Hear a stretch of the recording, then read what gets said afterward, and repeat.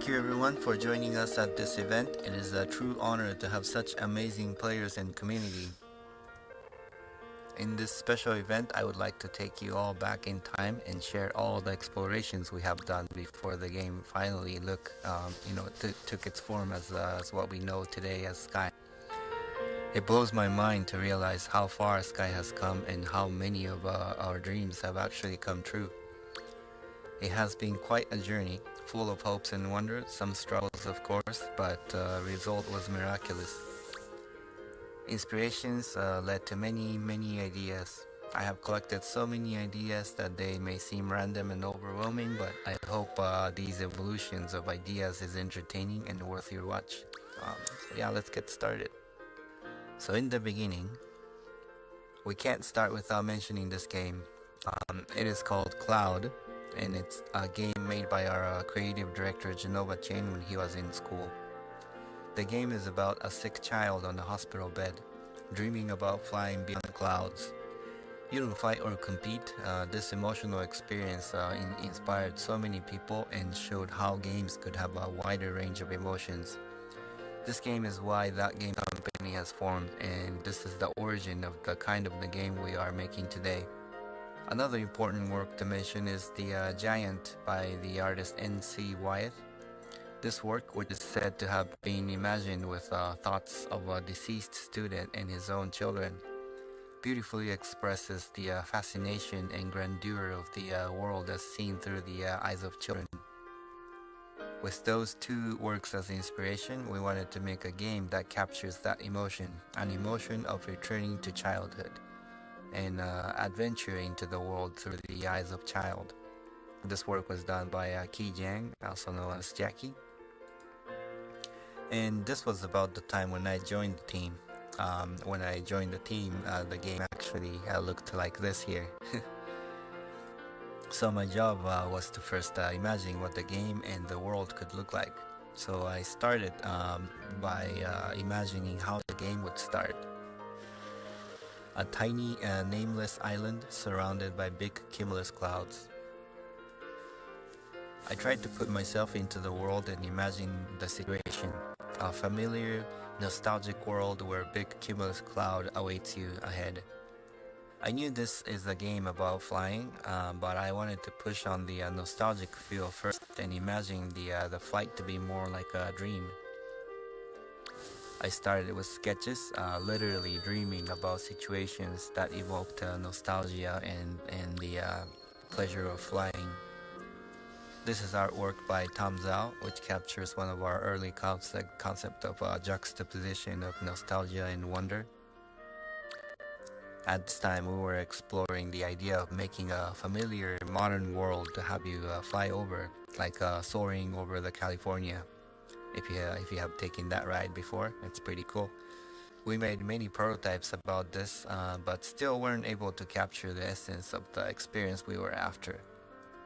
So let me step back one moment to talk about the year I joined the team. This is the story of 2012, and this was the year when Journey was released. The game was received so well, and we heard so many voices asking us to make the experience available to more people. Journey was about connecting a player with another player, and people really felt the human-to-human connection. And we learned that people wanted more of this. So the next game, we really wanted to enhance this experience and make more people connect. So with that in mind, considering the connection, the third inspiration for the game we came up was the overview effect.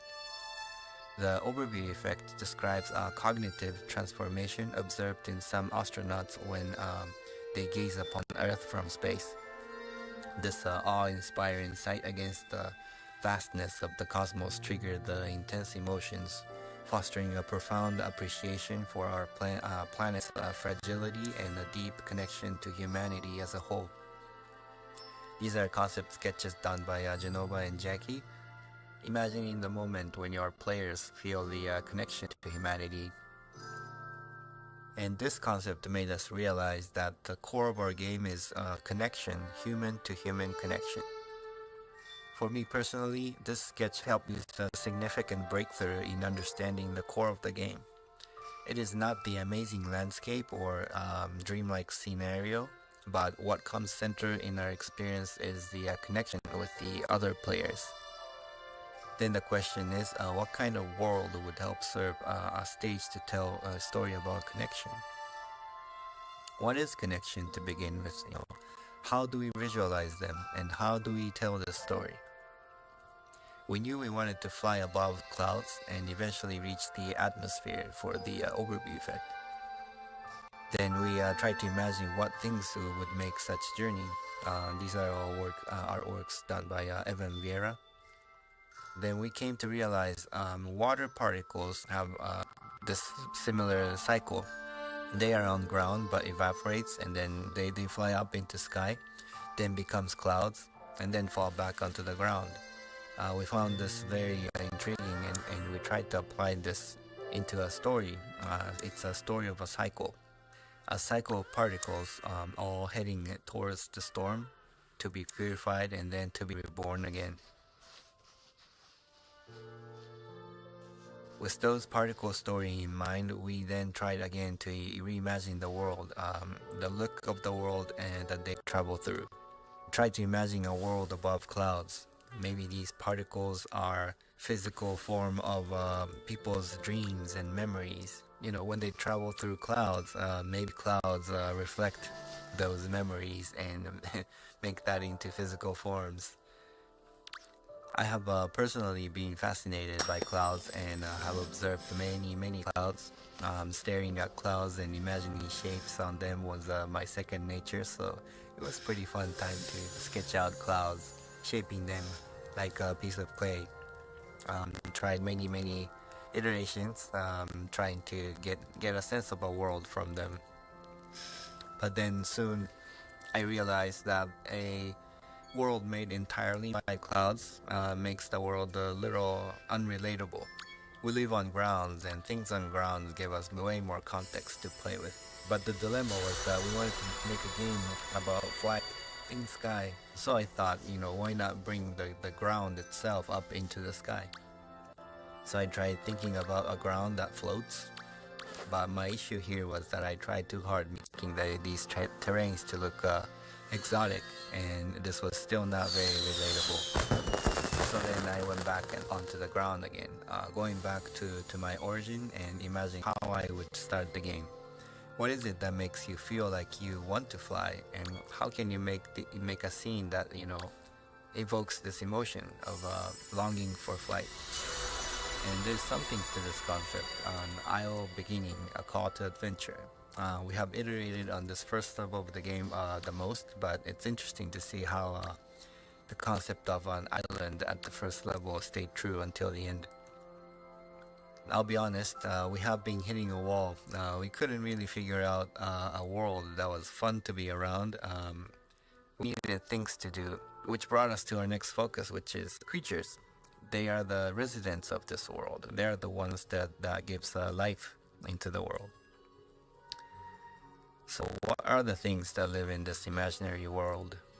What are their function, and how do they serve you in the experience? I tried to imagine situations of the encounter of these creatures. First imagine birds, but birds in sky is not very fresh. That's not a new concept. We did want to present a new concept, new idea. We also didn't want our flight to look like it takes some effort. We wanted to preserve the elegant, dreamy quality in the way things fly in our game. Then we actually found aquatic animals. How they swam was pretty elegant, and it was fitting for our game. To contrast the helpful creatures that are elegant and swimming, we also wanted to introduce antagonistic creatures. And this, you could see some origin for some of the dark creatures we have in the game today. Now that we are starting to fill the world with creatures, we then try to imagine if there has been any people in this world. Like showing this beautiful concept done by Tiffany Hayashi, or also known as Purple Almond. It would also add much depth in the world, to have history behind. Civilization would also bring possibilities to introduce puzzles to the game. It was really fun imagining, pieces of puzzles, made with ruins. So we brainstormed who are these people and what do they do. We tried to imagine civilization that could exist in a cloudscape. Do they live in caves? What are the materials they have to build their homes? Where do they get these materials? What's the surrounding biome? Because creatures are aquatic, maybe the landscape should also be inspired by aquatic things. Is this completely made up, exotic world? One of the efforts in trying to bring the concept of connection back to the core, we tried to imagine the world connected by a giant tree. These are some sketches done under this concept. Also, because of the aquatic reference, we also have thought about a world sunken underwater. This was a very interesting concept for me personally, but felt like it took the attention away from the sky. We did wonder if we should make these people still alive in the world or have them perished. Ruins underwater did make us realize that we prefer the civilization to be gone. We like the poetry of players to uncover the history through their own experience, rather than have them, talk to an NPC and have the NPC talk and describe what happened. Having these people gone already also brings opportunity to introduce antagonists to the story. Whatever that destroyed the civilization could be the challenge for the players as well. In this concept, you can see some dark shards penetrating through these ruins, and could see some hint of how we've done the darkness in our game today. Eventually, the world is starting to show its form to us. Things are starting to come together. Terrains poking out of clouds like islands, surrounded by creatures gracefully swimming in the air, and ruins awaiting for the players to uncover their mystery. Now that we are finding the general structure of the world, we then dove into figuring out what the story of these people are. What are these people to begin with? Why do they live in clouds, and how did they live, and why did they die? That's quite an overwhelming question, so I again went back to the sketchbook and trying to imagine, being a player. What does it feel like to meet these people? People of clouds, what's their life like? Then I tried to remember our original inspiration. Why was NC Wyeth Giant was such striking image? For me, it was because it made me remember the perspective of a child, when the world felt bigger than me and it was filled with mysteries. So I went back to the sketch and tried to imagine a giant in clouds, witnessing a giant in clouds appearing, and trying to imagine what would I see if I followed that giant. This imagination sparked many ideas for me. As a child, I found many of the things adults did felt mysterious and ritualistic, so I simply tried to reimagine and translate it where I saw adults did into this weird cloud people doing their jobs that I didn't understand. Thinking about jobs made me bring back the idea of particles in cycle. What if these cloud people had a job to make these particles move around, to circulate these particles? We used to call them as motes internally back then. They harvested them, collected them, and shipped them to have them cleansed by the storm and to have them reborn. Perhaps they were part of the cycle, but because they are gone now, it is now players' job to take these modes and put them back into the cycle, maybe. The idea of harvesting and collecting modes gave us new understanding about these people. Maybe things they collect are precious and they were obsessed by it, much like how humans are obsessed with our resources. There may have been rituals and technologies built around them. I will touch upon this later, but around this time we have also established another theme, which is a time of day. It's an overarching theme to help tell the story. And we knew we wanted to start the game on an island before starting the journey into the sky. And with the help of a time of day theme, we overlaid the concept of dawn as additional theme. I tried to imagine a dock that these people built to carry things into the sky, and then I tried to imagine being a player arriving here. What does it feel like? What does it look like? Leaving the island, entering the cloud world, and the time of day has progressed then into daytime. And then the time of day continues to progress through the journey, imagining how the ruins would change, what look different. By then, we have learned quite a bit about these people and the flow. We're starting to get the feel for it, and we're now diving into figuring out what really happened to these people. What's the history? One disclaimer is that these things I'm showing, and these are ideas that led to what it is Sky today, and it's not the official lore of the Sky. This is the preliminary ideas, just so you know. People needed these resources to survive, but nature also needs them to sustain the cycle of life. With the resources, eventually people develops technology, gains power, and they prosper.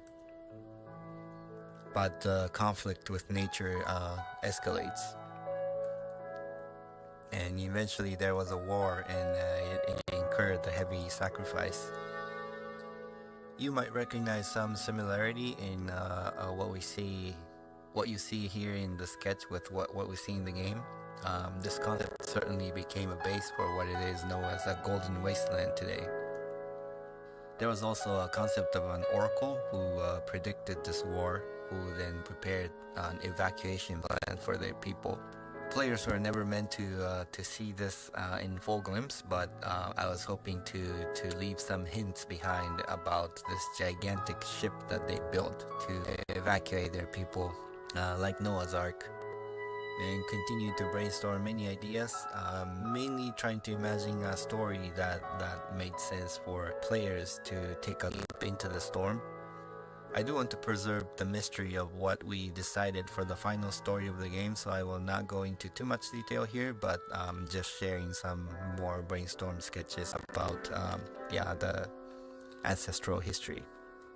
And then you might have recognized some similarities in the characters shown in these preliminary sketches with the spirits in the game and elders in the game. Let me talk a little more about the exploration that led to the design of our elders.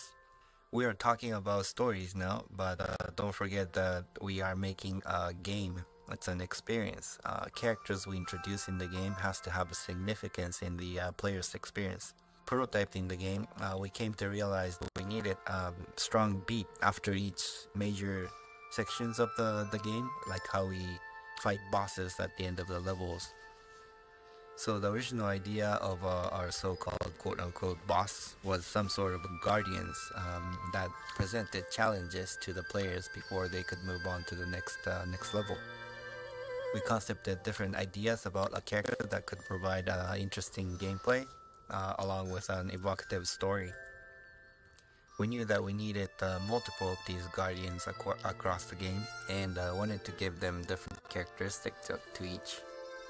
I was looking at different myths and stories about gods and guardians, and learned that we often use animals as a way to represent different characteristics of unique gods. So I also tried to find various animals, creatures that represented the emotion of each of the levels, and tried to convert them into different characters. Designing different animals is fun, but it's also very costly to do, so I had to imagine another version where animals are more of a symbolism that was left in statues, but the characters themselves are more of a spirits that appeared in more of a human form and human scale. This sparked some inspiration for imagining figures that are cursed.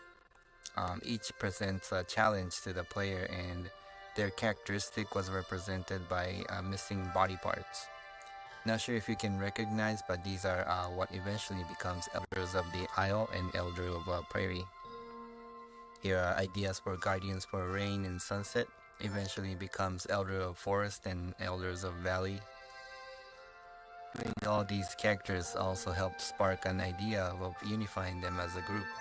This concept made me imagine them as a royal family of some sort, and they used to be together, but now they are separate, and the mystery is to be discovered by players. Royal family made us think that we need a king, which would make sense to appear at the end. Distributing them across the game and breaking them into levels helped us organize the flow and the story of the game. Some more ideation in 3D prototypes. You can see how they evolve and progress into what we know of them today. Again, a disclaimer that the story behind these characters I'm sharing here are preliminary ones, and I'm not explaining the official lore of the game. So now that we have a structure of the world, the creatures, characters, and the quote-unquote bosses, it is time to assemble them together into one game. We did determine that we wanted to base our flow on the theme of the time of day. We associated different emotions across 6 different times as dawn, day, rain, sunset, dusk, and night, and associated colors and shape languages to each. We then applied an emotional curve inspired by a hero's journey and designed a flow for the experience associated by levels and characters at each stage. We then put everything together to test the flow of the game, a story of a player waking up on an island, finding ways into the sky, uncovering mysteries of the lost civilization, and then eventually ascending to a space for an overview effect.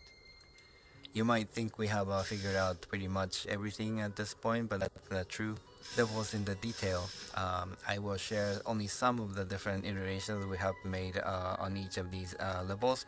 Dawn, we knew it would start on the island, but there was still some idea of mixing a mirage of the modern world to make this initial level give a strong sense of threshold.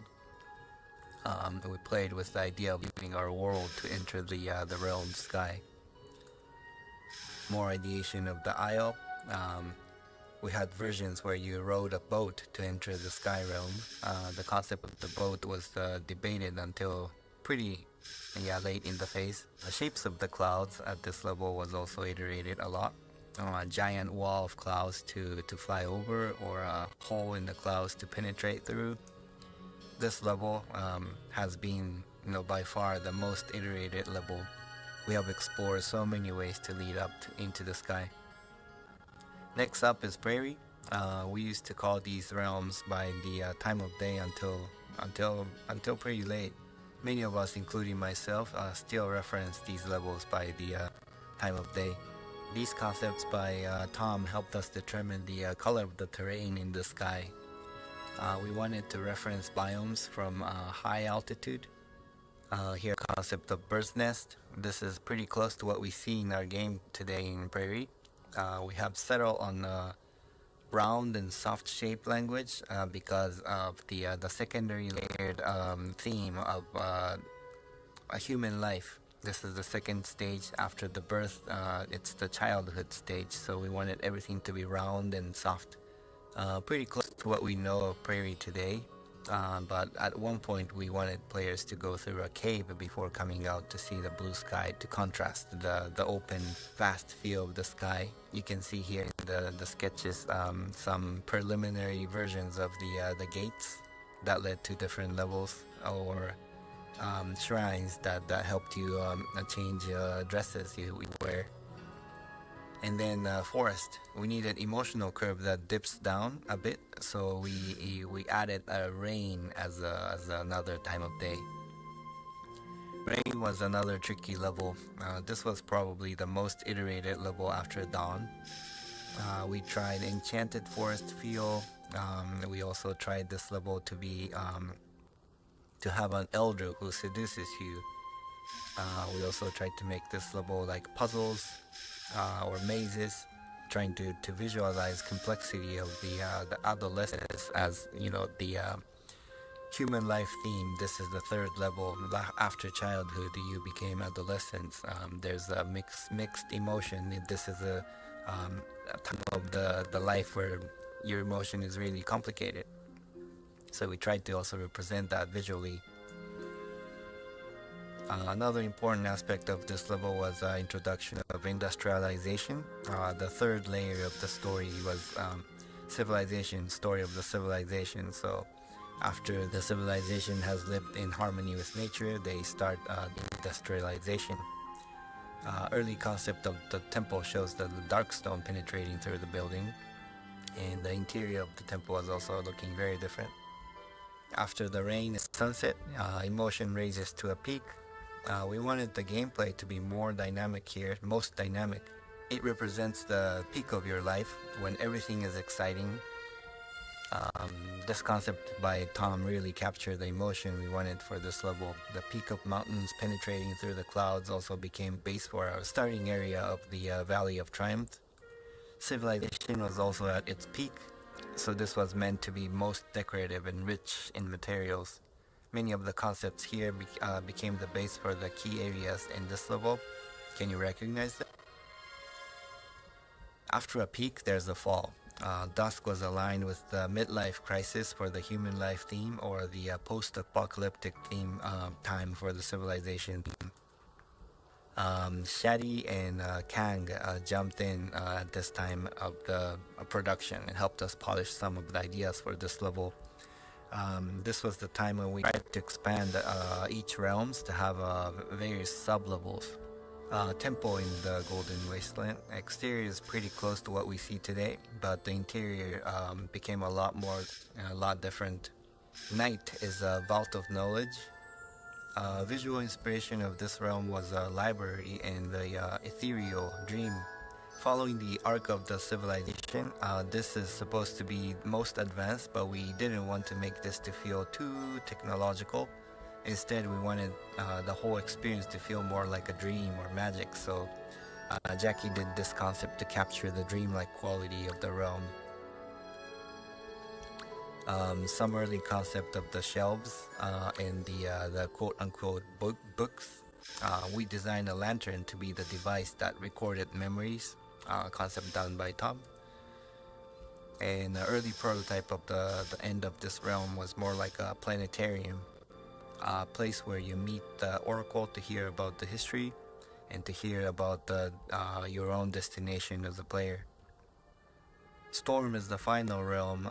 This is the moment of death, and we wanted to visualize the lowest low moments of the game. At one point, we were considering that the storm realm is black and white. Tom captured the feeling of what it could feel like to be in the midst of a storm. And then try to approach the Eye of Storm. Then Kang helped added one color, red, into this visual to further enhance the emotion of this realm. At the Eye of Storm, there's a hint of what actually happened in the past. Trevor Stringer concepted the moment before the cataclysm, and Tom painted a version of our representation of darkness. After the death in Storm, you now shoot up into the space. This is a moment of rebirth, the overview effect we wanted to have from the very beginning of the project. For a while, we were going after the idea of the representing the unity of people by a super organism we called as a megabird. Here's Kang's emotional capture of the moment when everything is coming together. And the evolution of the megabird. If you remember the original sketch done by Genova, we have come far, but I think it's nice to see the original idea kind of stuck around. In the end, we emphasized more on the idea of the stars and constellations, so our megabird became more of a mega constellation. Because there are too many layers of different problems we were solving to consolidate into one experience. I am abbreviating a whole lot of the process that we went through, but I hope you were able to watch how ideas were created and morphed and evolved into what comes Sky today. And then finally, a game was released. I was only able to show only some of the 2D concepts, but making of this game really involved the high-level concepts of storytelling, game designs, engineering, 3D modeling, sound effects, and music. Literally everything had to come together to form this special game. A spark of inspiration initiated this project. We played and iterated on so many ideas. It was fun to iterate, but sometimes became overwhelming. After each failure, we stood up and yeah, we never gave up. We kept on going. There were times we felt like we really lost our direction, but we continued. I was really not sure if the game would do well, but kept on going, believing that there's something at the core in this game that is worth sharing with the world. And then we broke through, released the game. So many rough edges and unpolished details, but the game was released, and then in the end received by millions of people. Today the game is still alive, and with the support of all the players, including yourself, it is growing and evolving even more. This is the end of my presentation, but I truly believe that the making of Sky was kind of a miracle. I hope seeing the birth and the evolution of the game was interesting to you. I am grateful to say that Sky is much alive still and continuing to change, and I am looking forward to witness how it's going to evolve more through the many years to come. Thank you.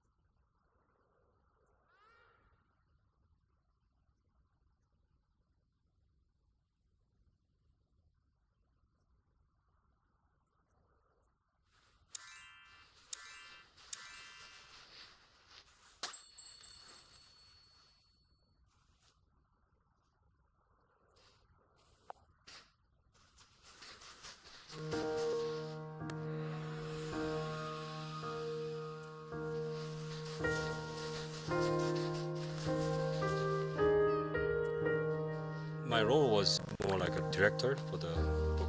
I had to think about what creative direction we want to take with the book, using different papers and what type of product approach we want to do.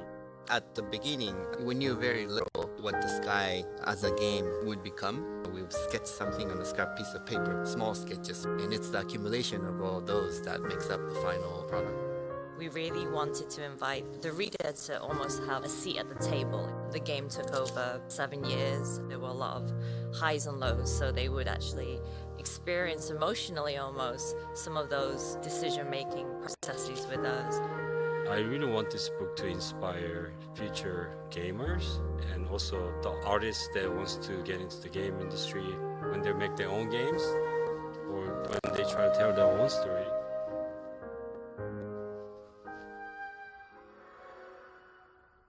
Hello everyone, welcome to SkyFest, our celebration for Sky's 5th anniversary. I'm sure you're familiar with this icon, the Sky application icon, and I'm curious how many of you have seen this icon. If you have seen this icon before, please ping with a green smiley face. Wow, look at that. Thank you for supporting us over 3 years. How many of you have seen this icon? Please ping it with a pink heart. And thank you for supporting us over 5 years. For those players who join us since Skylight awaits and join us in the Sky Beta community, thank you for helping us correcting the bugs and giving us very useful suggestions. Without your help, Sky wouldn't be the game it is today. When we launched Sky in 2019, we didn't know how it would be received. Sky is a very different type of game and experience. We weren't sure that the player would understand the world we created because it's quite abstract and would want to spend time in it. We were delighted to quickly learn that our concerns were misplaced, as there was a whole world of people who want to express themselves and hold hands while soaring over the sky, and of course, to run around in circle and honking. Without your support, that game company and Sky would not have been where we are today. 20 years ago, after a storm in Los Angeles, I was really impressed by the beauty of the Amplehead cloud and want to make a game about flying in the clouds. Our professor suggests that the main character of this game should be a child. Without any real experience working with children, I channeled my own childhood memory and accidentally captured many honest emotions into the interactive fairy tale game, Cloud. Many players from around the world were touched by the story and wrote letters to encourage us to start a commercial game company. They want the society to realize video games are not just about violence and addiction. It can touch people and make their life better. Video games can be art and explore the human condition. With players' kindness and generous support, we were blessed with bountiful courage, and before we graduated, we founded that game company in 2006. Though our company started in a small office incubated under Sony, we have big ambitions. We want to push the boundaries of what video games can make players feel emotionally. We launched Flow in 2007, a video game haiku about tranquility, and Flow, the psychology state. With unlimited cup noodles and many late nights, our second game is launched in 2009. Flower is a video game poetry about urban bustle and natural serenity. In 2009, we went on a trip to Pismo Beach to look for inspiration.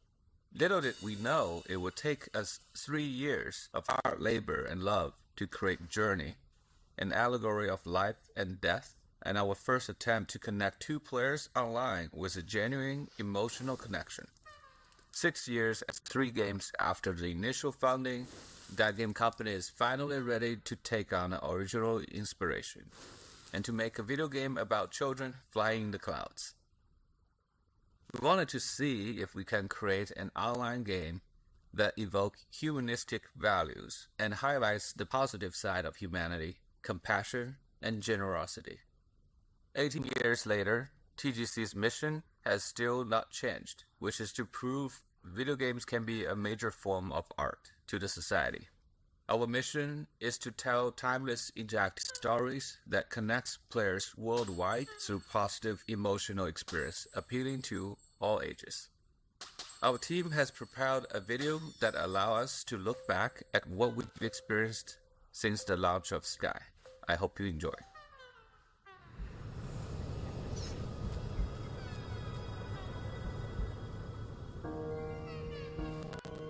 At that game company, we treat games as an art form. Today, many of us play games alone. But we believe games is a medium that can bring people together.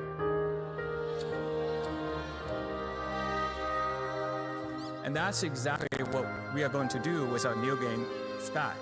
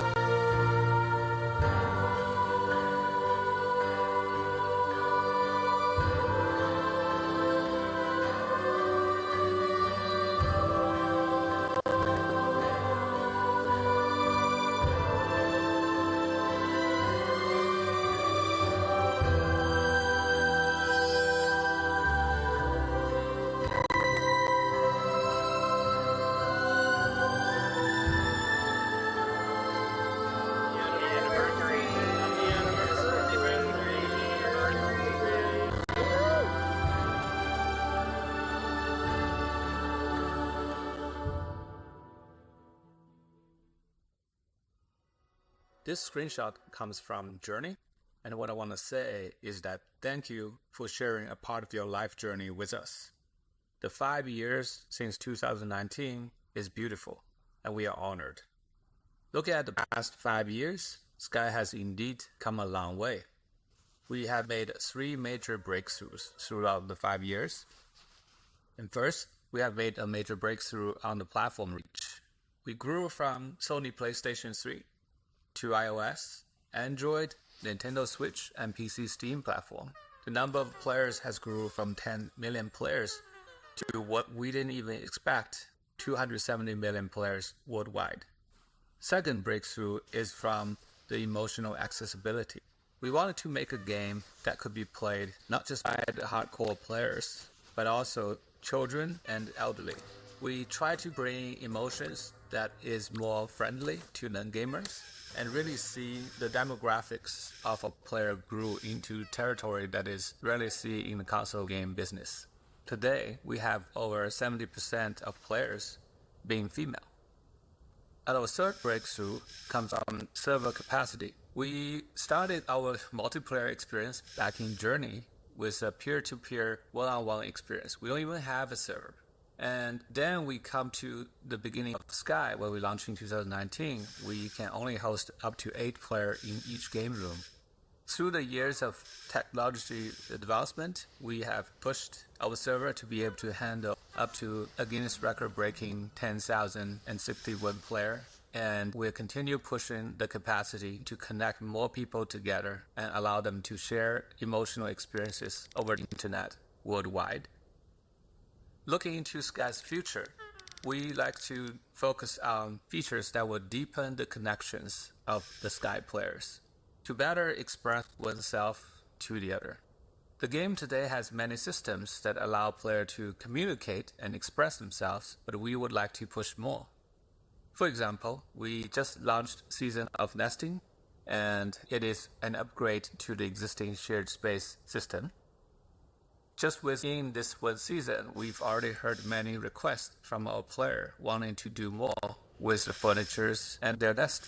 They want to colorize the furnitures, and they want to purchase each individual furnitures at a single price and then later upgrade the limit of how much they can place in a room. And they want to send a QR code to a friend or a follower when they are streaming to join their room.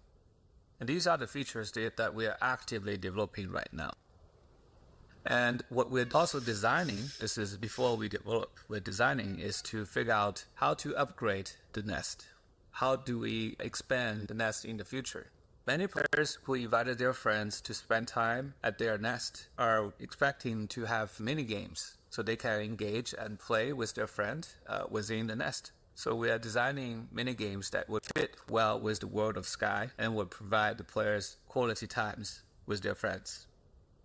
And the last thing, but not the least, we would like to, in the future, to give the home editing a co-op experience, where you can invite your best friend and edit the nest together with your friends. Now we're going to talk about shared memory and the recorded performance of our player. As of now, you probably have already seen us broadcasting as TGC staff members in the game.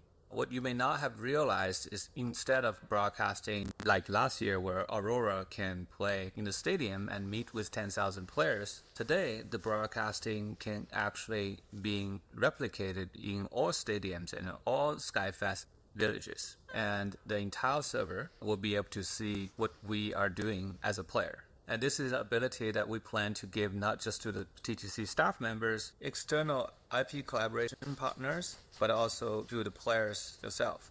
Imagine we will see live broadcasting players doing a piano performance in the most popular place in Sky.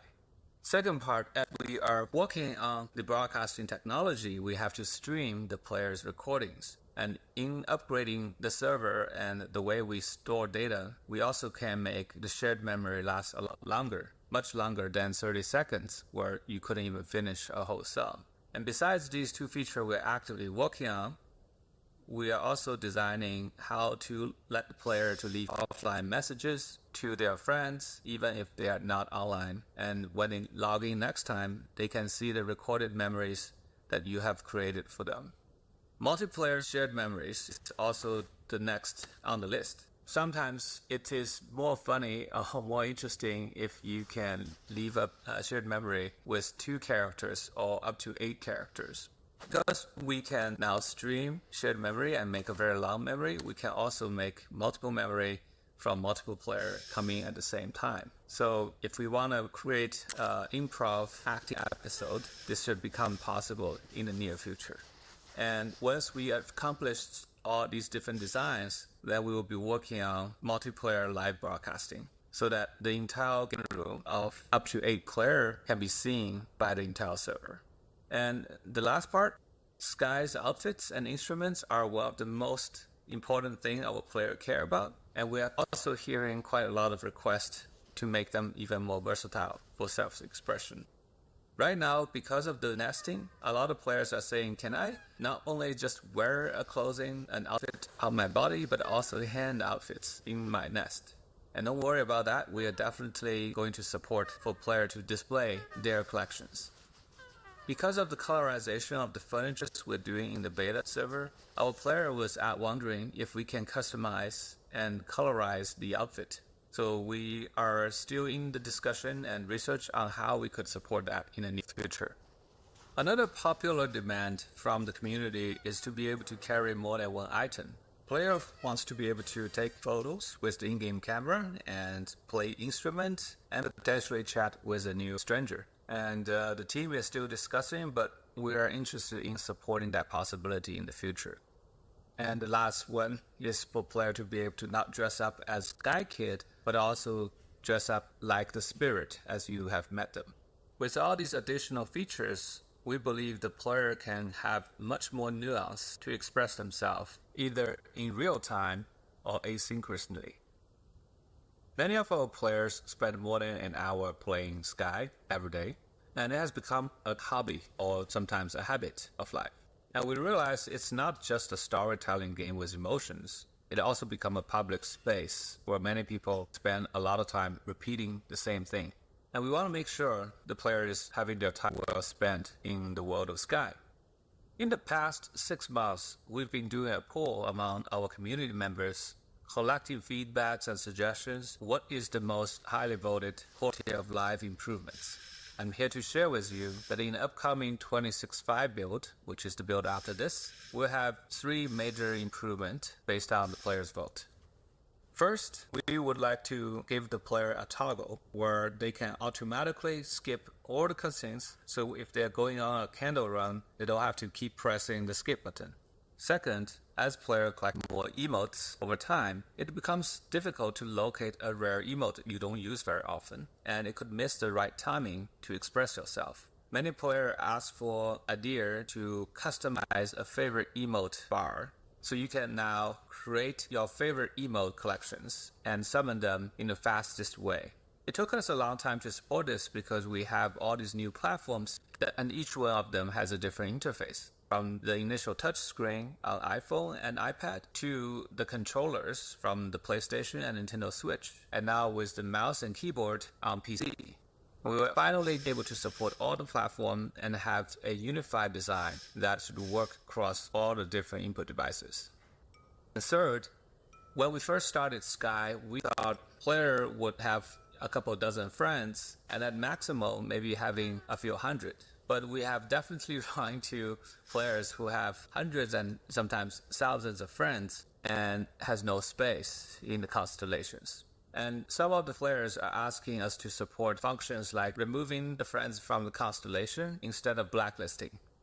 With many changes on the backend database and the input from the UI, we're finally able to support this feature where a player can delete a friend from the constellation, free up the space without blacklisting, and later, if they want to, they can find that person they deleted and using a candle to light them up. And then they would be offered an option to renew the friendship. Therefore, the huge number of candles they invested in the friendship would not require to be reinvested. And you can continue the relationship that you deleted if you choose to undelete them. And these green ones are the features that's coming in the very next build, and they are currently already being tested in the beta build. And the yellow ones are the features we are actively developing right now. We are working on an offline messaging system for your friend. We are trying to reduce the repetitiveness of Candle Run by offering more variety of activities you can do and different quests and different engagement that you do during the Candle Run.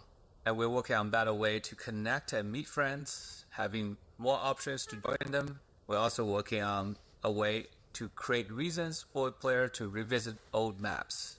And that has been quite the complaint from many players that they are not going back to these amazing maps they used to go to when the season was active.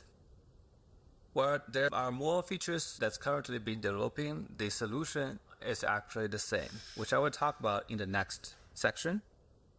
I want to show these brown text. These are the features that we want to develop, but is currently not having the bandwidth to deal with, but we will work on them right after this. We want to add a automatic translation features beyond the single tap translations. We want to add an easy way to find daily quests in the map. And we would like to give your closet and your outfit closet particularly an organizational improvement. And there are more features that our player voted and that's currently being considered. And now I'm going to talk about the next major things, and this is going to be one of the largest change to the game. And we would like to reshape the relationship design of Sky. Sky is a social game, and it has a very unique dual consent required relationship system that no other game is incorporating. It has been the same since we launched it since 2019. And after 5 years of developing Sky, we felt it is a time to give it an upgrade. First, I will show you a video from our designer, Morgan. He will talk about the very first step about our new change to the relationship design, and which we call the Relationship 2.0. You probably didn't know it, but these spirits, they know each other. They go way back. I wouldn't call them besties per se, but they're close. They hang out. Hello and welcome to another developer update. My name is Morgan, and today I'm excited to celebrate SkyFest by sharing a bit about a project we're internally calling Relationship 2.0. Sky is a huge world, full of 5 years' worth of beloved spirits. Through these spirits and your Sky Kids, we've been able to share tales of earnest connection, youthful wonder, of quiet contemplation, and of coming together to stand against the encroaching darkness. But what happens to the spirits after their seasonal stories draw to a close? Recently, we've brought some spirits back to participate in different Days of events. Players may recall seeing some of their favorite characters return for Days of Fortune, Days of Bloom, and so on. Now with Relationship 2.0, we're excited to go deeper and share more with players about spirits that have helped shape the world of Sky. Now please keep in mind that Relationship 2.0 is still very much in development, and some of the things we talk about today will likely end up changing at least a little bit as we continue testing with our wonderful crew of beta testers. Now with that disclaimer out of the way, let's talk about daily quests. Have you ever wondered who's giving you these quests every day? Yeah, face the crew. That's great, but what if they hug the crew? Well, wonder no longer. When the first iteration of Relationship 2.0 hits live servers, players will begin receiving daily quests from spirits in Aviary Village. These daily quests will serve as opportunities for us to tell new bite-sized stories about the world, and for players to help out and get to better know the various spirits who call Sky home. The spirits will have some familiar requests, as well as some brand new ones that explore their personality and their relationships with each other and with the world. We're taking care to ensure that while adding flavor and story, we're not causing the daily quests to feel any longer than they do now. Before players can dive into all the exciting new activities that spirits will have to offer, they need to go out into the realms and build those relationships. Given how much Sky has grown in the last 5 years, we'll be making it easier than ever to locate the spirits and to experience their stories. Players will be able to stop by the outdoor counter area of the recently added cafe near the tunnel in Aviary Village. There they can learn about and they can locate any undead spirits. This first rollout is just the beginning. Relationship 2.0 is what we're internally referring to as a core project, which means that it will continue to receive development for months to come. Thank you so much for joining us for another developer update. We hope you all enjoy SkyFest, which is live now in-game, and as of this video's release, in Tokyo. It's been an incredible first 5 years, and we're excited about what's to come. We'll see you in the skies.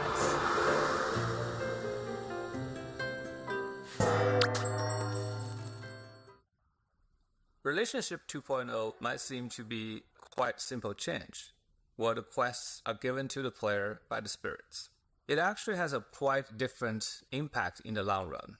Because if the quests are coming from the spirit, it will reveal more lore of these spirits, their relationship with each other, their background stories, and as you complete these quests, you level up the trust with the spirits. With more trust level unlocked, you should unlock unique reward beyond what we have offered in the game so far. And because we have to make the activity fit with the story of the spirits, inevitably we would add new types of the daily quests, which can add variety to the daily activities and make it less repetitive. Relationship 2.0 isn't a way just for us to think how player would change their relationship with the spirits, but also with each other. With the new relationship system redesign, we would like to make some changes to how the player-to-player relationship tree works. I believe you've all started playing the season of Duet, and in which we have added a new multiplayer ability. Because the tree of the friendship is already filled from bottom up, we have to put this ability to very high tiers, which is supposed to be only available for the intimate close friends. However, the very activity of bowing down and at the end of a performance should be an ability that belongs to a lower tier. And we realize that fact that there is actually more activity for you to do when the relationship is not as close. And we would like to change the shape of the tree so that more lower tier emotes can be added without the player needing to increase the trust level. And there should also be a very different way to grow the relationship tree. I'm pretty sure after 5 years, many of the friends you have, the relationship tree looks identical. What we would like to see or improve for Relationship 2.0 is to create different type of trees based on the unique experience you shared with each individual friends. With the tree have unique shapes, we also expect to have unique quests that will be available among friends. Imagine if we have unique quests on the friendship trees that will be activated based on events and seasons. And if you complete a special quest during a special event, you would earn a special trust level, and that could unlock a unique friendship ability that will differentiate your relationship with the others. We believe this would really make a positive change to what is already working great between the players. Really create a variety and unique memories between the players for the long term. Now let's talk about IP collaborations. Yes, we will have more IP collaborations. I'm sure at this point you have experienced season collaboration like Little Prince, Aurora, and the Nine-Colored Deer. You probably have also seen a smaller event collaboration like the Sanrio characters. However, we are currently talking to 5 other collaborations. Some of these collaborations are already deeply in production and that will soon come to see the world. Some of them are in the long-term planning. And I would like to talk about one collaboration that is not even part of these 5 collaborations. Sky the Two Embers is an artistic animated series explores the subjects of loss and resilience of the human spirit with no dialogue. It is the story about 2 orphans living at the edge of darkness, struggling to survive, learning that the only way to heal themselves is by helping the others.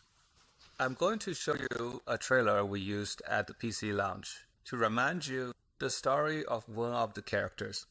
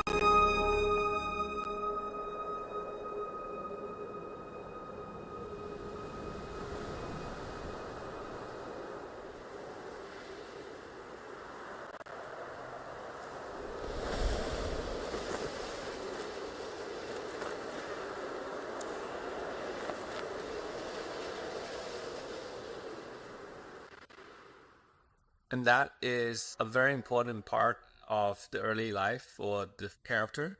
We call this character the Dawn Ember. And we have a second character which is called the Dusk Ember. And the 2 of them form the 2 embers.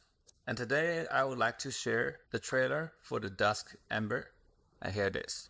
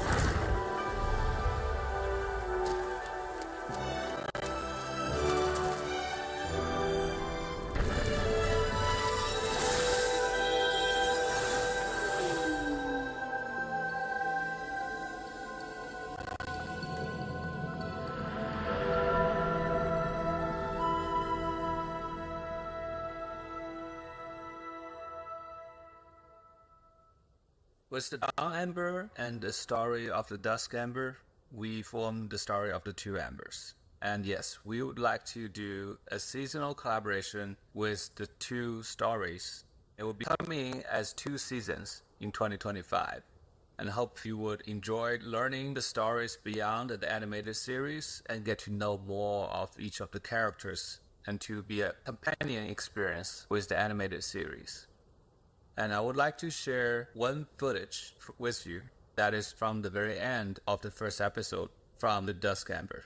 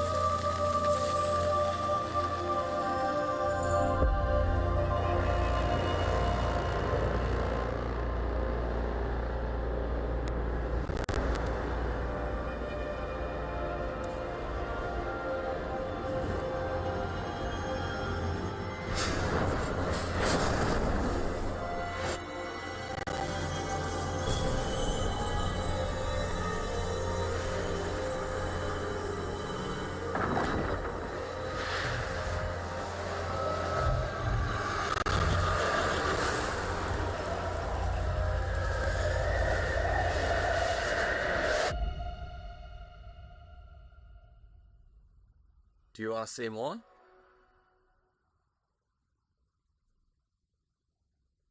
Okay, now let's talk about the summary. Today we talked quite a lot of things about the future of Sky. We mentioned that we will deepen the connections and let players express more with each other. We want to improve the quality of life of everyday Sky experience, and we want to reshape the relationship between the player and the spirits, and also player and player. And of course, with IP collaboration, we talked about the Two Embers, the animated series, and the upcoming collab in the 2025. And that's quite a lot to unpack, and there are more features and content to come in the future. And that's everything. Thank you for attending this keynote today. Oh, actually, there's one more thing. We mentioned when we first announced SkyFest that there have to be a super secret announcement, and it's now time to share it with all of you. It's been a year of special visitors to Sky, and we have just one more to help us wrap up 2024. When we invited a character from another world into Sky, it's important to us that they and their stories are spiritually aligned with Sky's value.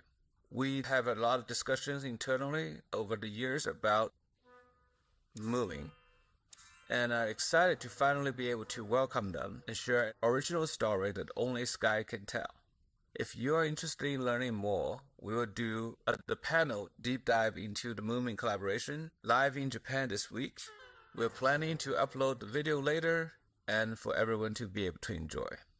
And for now, I would like to officially announce the IP collaboration between Sky and Moomin. And the season of Moomin would come Q4 this year. That's going to do it for the keynote this time, for real. We are so grateful for all of your support over the years. And to be in a position to host an event like this, both offline and online, wherever you're watching from, we hope you have an amazing SkyFest full of fun, friendship, and fun memories of all that we've experienced together. Thank you, and we'll see you in Sky. Bye.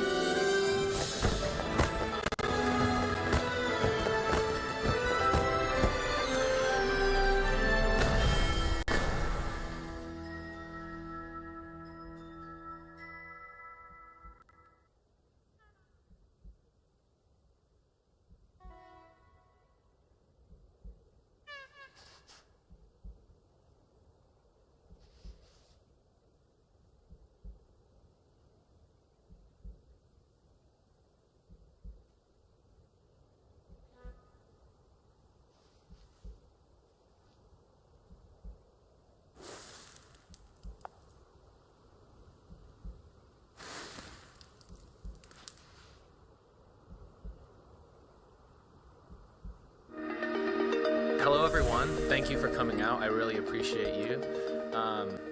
Welcome to Design at Record-Breaking Scale. My name is Nick Jin. I'm Senior Designer at that game company, and this is going to be a presentation about how we designed an hour-long emotional musical experience for 10,000 players in a game designed just for 8. A little bit about myself so you know who you're hearing from.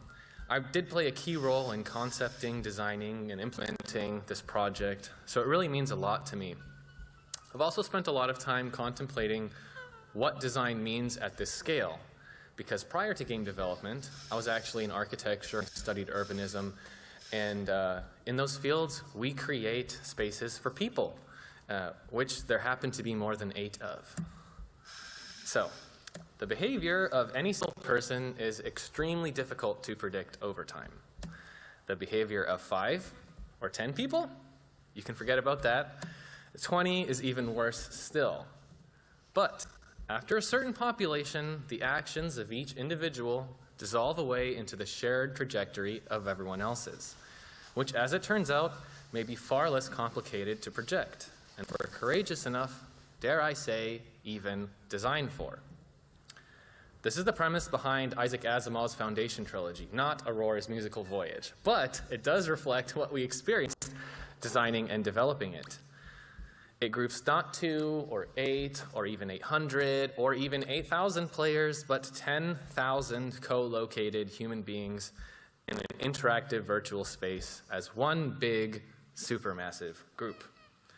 Let's take a step back and talk about Sky first. Sky itself is a social MMO where you can hold hands, hug, fly, and otherwise explore the history of a once great kingdom as a total of up to 8 players.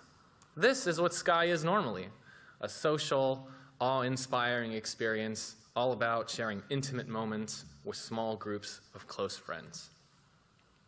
This is part of our long studio heritage here at that game company of creating emotional games that connect people, especially by exploring our shared humanity. Now, Aurora herself is a talented and award-winning Norwegian musician. Aurora has a lot of hits on her hands, and many people don't know this, but she actually sang the credits for Sky already. So there was a pre-existing relationship between the two of us. The Aurora concert is a fusion of Aurora and Sky at a much bigger scale. It explores what it feels like to be connected to thousands of people. I'm going to share a little highlight reel to help you understand what that actually was. And keep in mind that as we watch this, all of the creatures you see, all the jellyfish, the birds, the mantas, etc., these are all real people playing alongside each other in real time.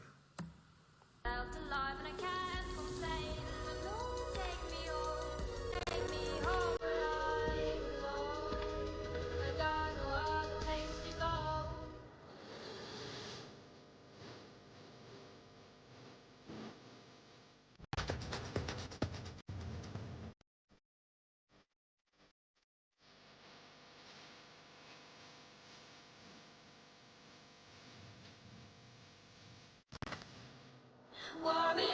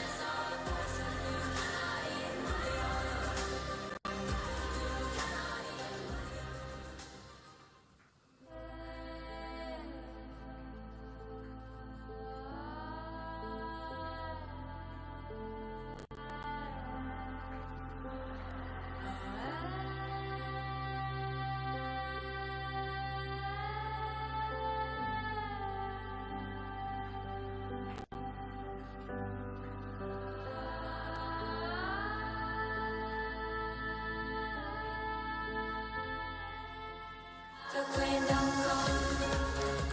was just telling them earlier, every time I see it, I just go like, I can't believe we did that. It's amazing.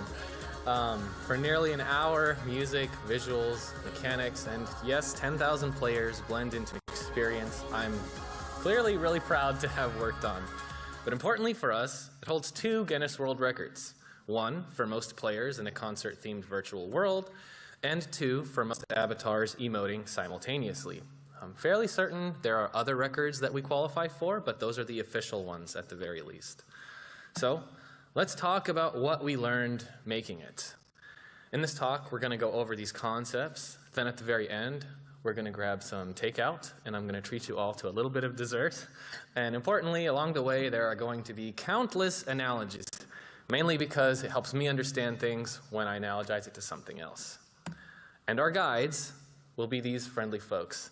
I made these. These are personifications of all of those concepts we saw earlier because it's fun and also because I think it helps with when a concept is physicalized somehow. So let's meet this group.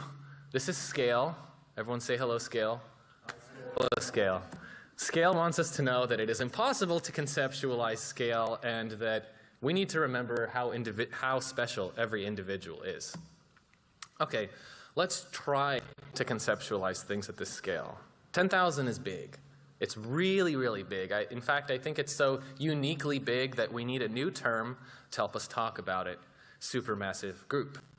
For context, Sky is designed for 8 people, or to say it differently, accommodates 0.08% of our intended player count. This is a clip from Powers of 10, a 1977 short documentary by Charles and Ray Eames, all about scale. So you can see the difference between what scale means at 1 meter for 1 person, all the way up to 10,000 meters for 10,000 people. Of course, if you're going by square meters, you would have stopped earlier. But the fact still stands, that is enormously large. And that was the first lesson that we learned, was that it is simply impossible to properly and consistently conceptualize the size of such a group. It's just so big. Our mental number lines bias towards smaller numbers, and Dunbar's number, which is the theoretical upper limit for how many people humans can maintain in their social networks at any given time, is just 150. We want to obliterate far, far, far, far past it. So I will be defining supermassive group with absolutely no authority to mean a group of concurrently active and co-located real-time networked players in groups of 1,000 or more. But in our case, we're talking 10 times that, 10,000. All the while, somehow, we have to still ensure that the humanity of each participant shines through. Because what's the point of being around 9,999 other individuals if you don't feel their humanity next to you? These are seemingly contradictory design goals. You know, explore scale, but every single individual person is special. It hasn't really been explored in media. There was one example, however, that I found, which is Alan McCullum's Over 10,000 Individual Work series, which does precisely this. Takes 10,000 unique individual objects and places them next to each other, places them in context of each other, and because of that, the whole that they create is made all the more special. So we want to do this, but interactive and to music with real people on mobile for an hour. This has never been done before, so we have to chart our own path here. So thank you very much, Scale, for making us feel really good about ourselves, but for teaching us the important lesson that it is impossible to conceptualize things that are this big, and reminding us that we need to make sure every individual is special. But let's say we've done this. How can we start organizing things? How do we start, planning our design? Well, our good friend Structure, who ought to be in all of our projects. Structure insists that there needs to be a narrative spine, or we're going to have anarchy, and that spine should be about the group's groupness. What do we mean by this? Well, one of the earliest and perhaps most intuitive lessons we learned was that the more actors you introduce in a system, the noisier it all gets. So we need to make sure we have a really strong spine that establishes order and meaning, so that even among all of that noise, it's still a clear, cohesive experience. So for us, That was creating a grand story arc for the entire experience defined by emotional highs and lows.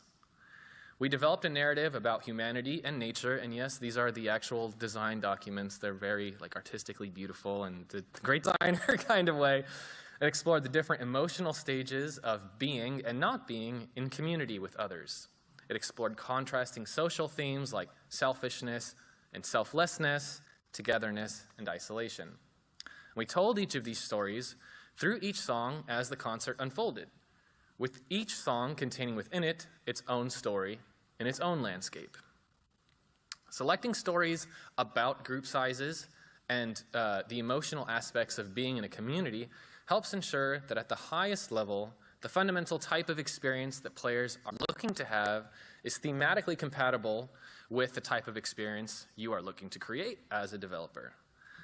That seems like kind of obvious, but it can be easy to overlook this. So we developed another similarly large-scale project later, Season of Passage, that I think failed to deliver the same emotional impact as the concert due to a number of reasons, but one of which was a misalignment at this scale.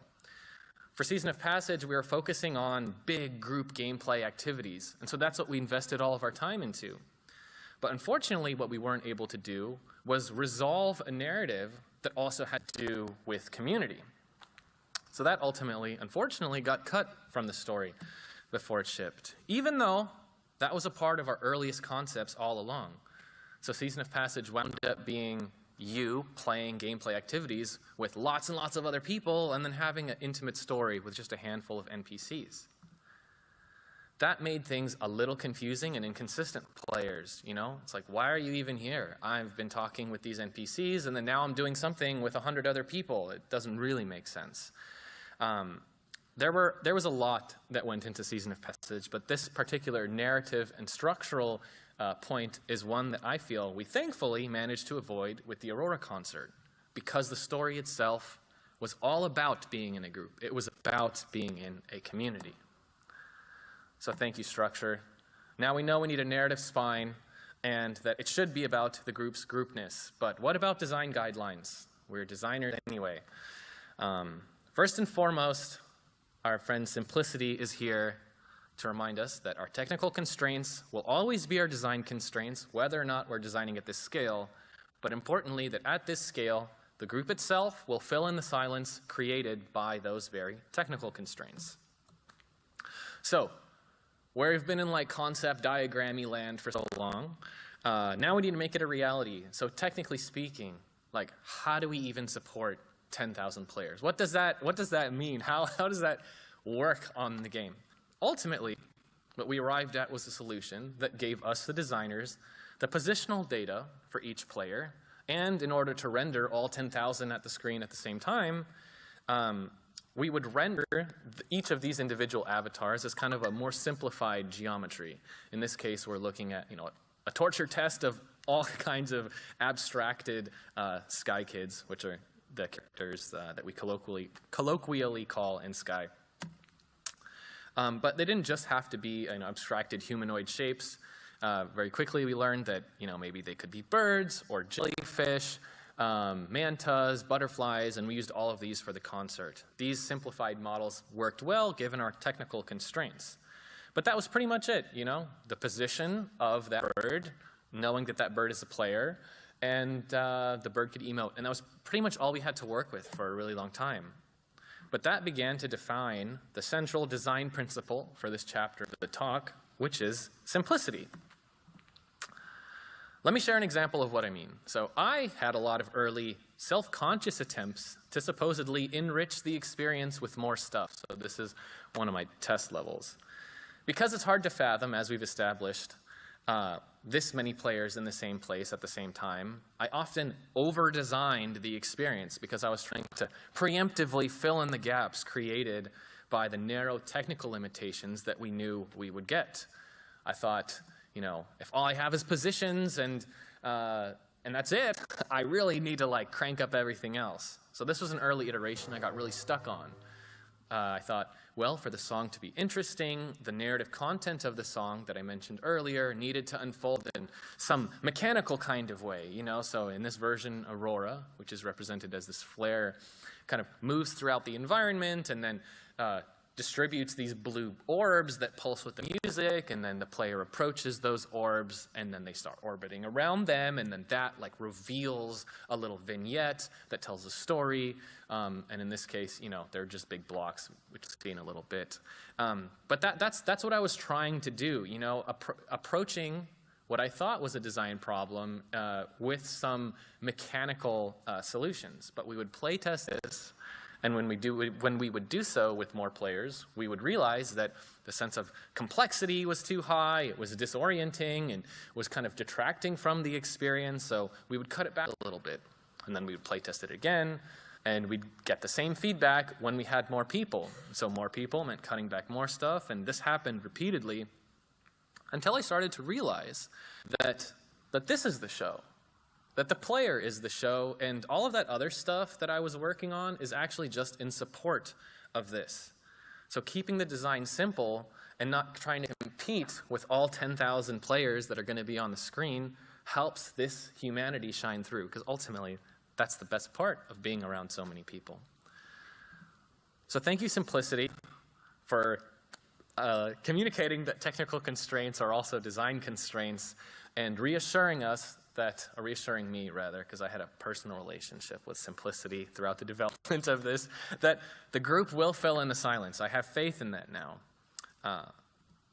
That also relates to the next design principle, which is spectacle, aka the player is the show. Yeah, the player is the show. I can't reiterate this enough. This is such a big aspect of the design that took me a long time to realize. And importantly, that the individual capabilities will determine the group's overall organization. So why is it that we're willing to spend money and get dressed up and travel out to places like San Francisco to experience concerts, conventions, or game development conferences? Shoulder to shoulder with so many strangers when we could arguably have a comparable experience simply watching a video of the event online. I'm sure many of you are doing that right now, and in the future. Hello from the past. Aside from all the financial, physical, and temporal accessibility concerns, which are often the reasons why I, at least, choose not to go to these places, I think a huge factor in my motivation, and in the motivation of most people, is the desire to be part of a collective, shared experience. To be next to each other, socialize with like-minded individuals, feel inspired and connected, and of course, relish in the company that we've made all the more beautiful. This is what we felt with each increasingly large playtest. You know, the beauty was in the group, and importantly, being in the group and contributing to it as a participant. Of course, it didn't take long for us to start talking about animals and how they get into groups, because we always design from somewhere. And when animals come together, the form and the organization that their groups take are determined by the capabilities of each of those individuals. So a crab is capable of some things, and a horse is capable of entirely different things. And because they're also in two different environments, when you bring a bunch of them together, they start operating differently. And the thrill, of course, is being in this group while it's happening, you know, being in a stampede of horses. Yeah, we are all animals, of course, and the experience of being the bottommost crab in the pile in that organization and the innermost sheep in the flock in that organization are both vastly different in structure and presumably enjoyability, but I could be wrong. I'm not a crab yet. We still have time, so you never know. But the spectacle is the show, and the group is the show, and the group will behave differently depending on the capabilities of each of the individuals. So to succeed in making the player the show, to succeed in organizing the group in a compelling way, we can tune each individual's capabilities. So thank you, Spectacle, but what does that even mean to like tune those capabilities? How do we move away from that crab pile and move towards something that is much more compelling? Well, we can talk to our other friend, Affordance, who's so cute. Affordance is going to tell us all about parrot problems, which are a thing, how guiding the individual can make a structured group, and importantly, the necessity to leave freedom for expression. Before we leave this animal analogy, I just want to share that I currently live in Long Beach, and in Long Beach, we have these feral parrots that like fly all over town. A lot of places in Southern California have this, and they are so loud. It's remarkable how loud one parrot can be, but when they're in their flock, you basically can't hear anything else. And we had a lot of parrot problems in Sky.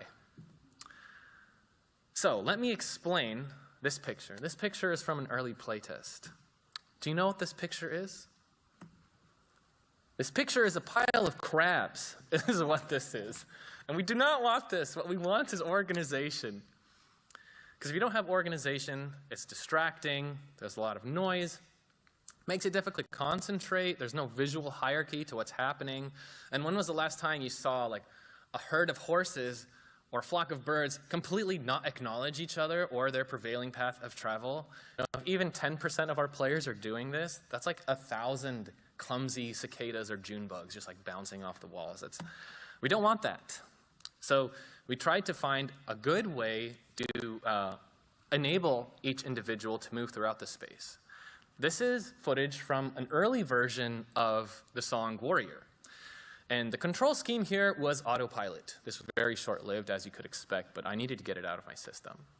You strap in, much like you do a roller coaster, you buckle up, and then that's pretty much it.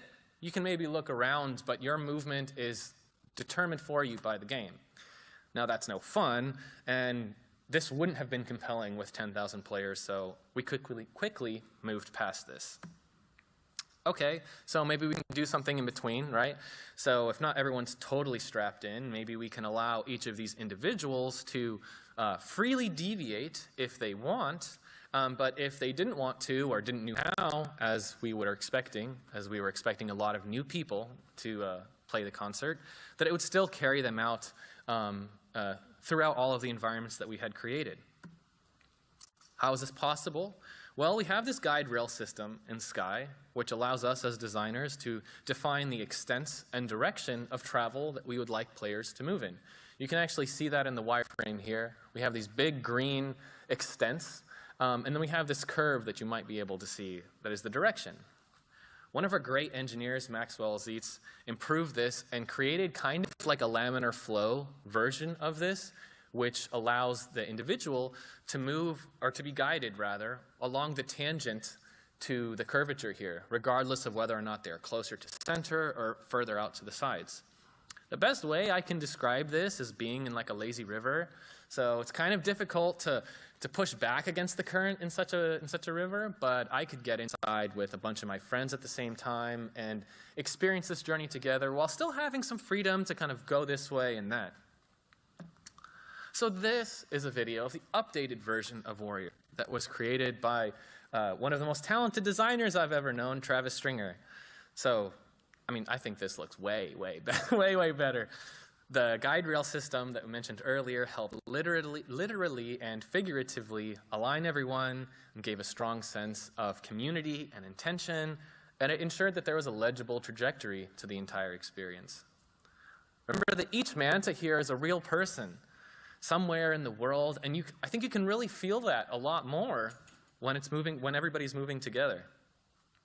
Importantly, for us as designers, we could know where players would be, roughly when they would be there, and that way we could set up shots like this, which I think is one of the best shots from the concert. But also, sometimes we didn't want players to be kind of guided on these rails. Sometimes we wanted the player to be able to maneuver freely throughout the space. Why would we want this? Well, if you've been guided for so long and then all of a sudden you're not guided anymore, you might feel uneasy. This place might feel mysterious. And that's what we were trying to achieve with All Is Soft inside this song here. But if they're not on the rail, then people start bonking into objects and getting stuck in geometry. A lot of people don't even know how to use a camera, so they miss out on entire portions of the song. That's stressful and pretty ungraceful. And the last thing we want is for you to be embarrassed or self-conscious in front of 9,999 other people. That is a literal nightmare. So Another simple solution here was to create a general collision prevention system for the flight controller so that even if the player gave no input, as is the case here, they would avoid walls, stay above the ground, and it would prevent them from getting stuck in little nooks and crannies like this.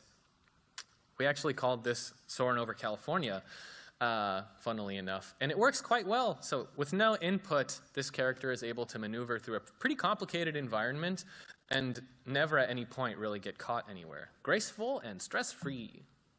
So both of these systems, I felt, worked together really well to create a unifying structure, the kind of structure we wanted, without tying each individual to a hyper-rigid possibility space. You add on top of that the ability to emote, and there's suddenly a lot of expression and a lot of life here. We start to get more and more of this starling murmuration experience, which has always been inspiring, and less of that crab pile one, precisely because of the affordances that we have put in and given to each individual. But of course, what our community came up with without any of our help was far, far more compelling. This was truthfully one of the most exciting things that we anticipated at the studio. Essentially, intrepid players, once this was live, began to organize flash mobs with each other. They started to kind of get smart about things. Love trains emerged early, where players would follow each other in a big long line and spam the heart emote. And that gave way to waterfalls, where players would jump from high places and spamming other emotes, here we go, that's a great example right there. And then, of course, there were light towers, where players would use each other to get as high as they possibly could, stretch that verticality as much as possible, kind of like, they're standing on each other's shoulders. There were also whirlpools, tracing, drawings, and even fully rehearsed animations. This is just absolutely incredible. And again, none of these activities were initially planned by us. We did later facilitate some for the encore, which happened a year later, but only in response to what the community showed us they were capable of doing and wanted to do. We truthfully have the best community ever. Like, if you play Sky, thank you so much, you're amazing. But all this emerged from the fusion of the affordance that we gave players and, of course, our incredible community. And these images in particular, I don't know if you can read, it says Aurora right there, which is awesome. These images were taken from the positional data we received on the back end. So we could watch in real time while some of these were happening as well, which was incredible. Just goes to show when you give people even some amount of control and you put them all together, amazing things will happen. Being in one of these is like a total unreal experience. It's like the tallest elevator you've ever been in. It's amazing. Thank you, affordance. Starting to feel a little better. I know what parent problems are and how to get around it. I know that I need to guide individuals, but that will make a structured group, and that leaving room for freedom can be super fun. Everything's going to be great, right? No, who is this unsavory character? His name is Unfordance. Their name is Unfordance, which is a made-up word. It's a made-up word that I created to help describe the qualities of the supermassive group that make our lives as designers difficult as a whole. And interestingly, they also map to the states of matter: solid, liquid, gas, and plasma. I wish I had like an analogy counter on this.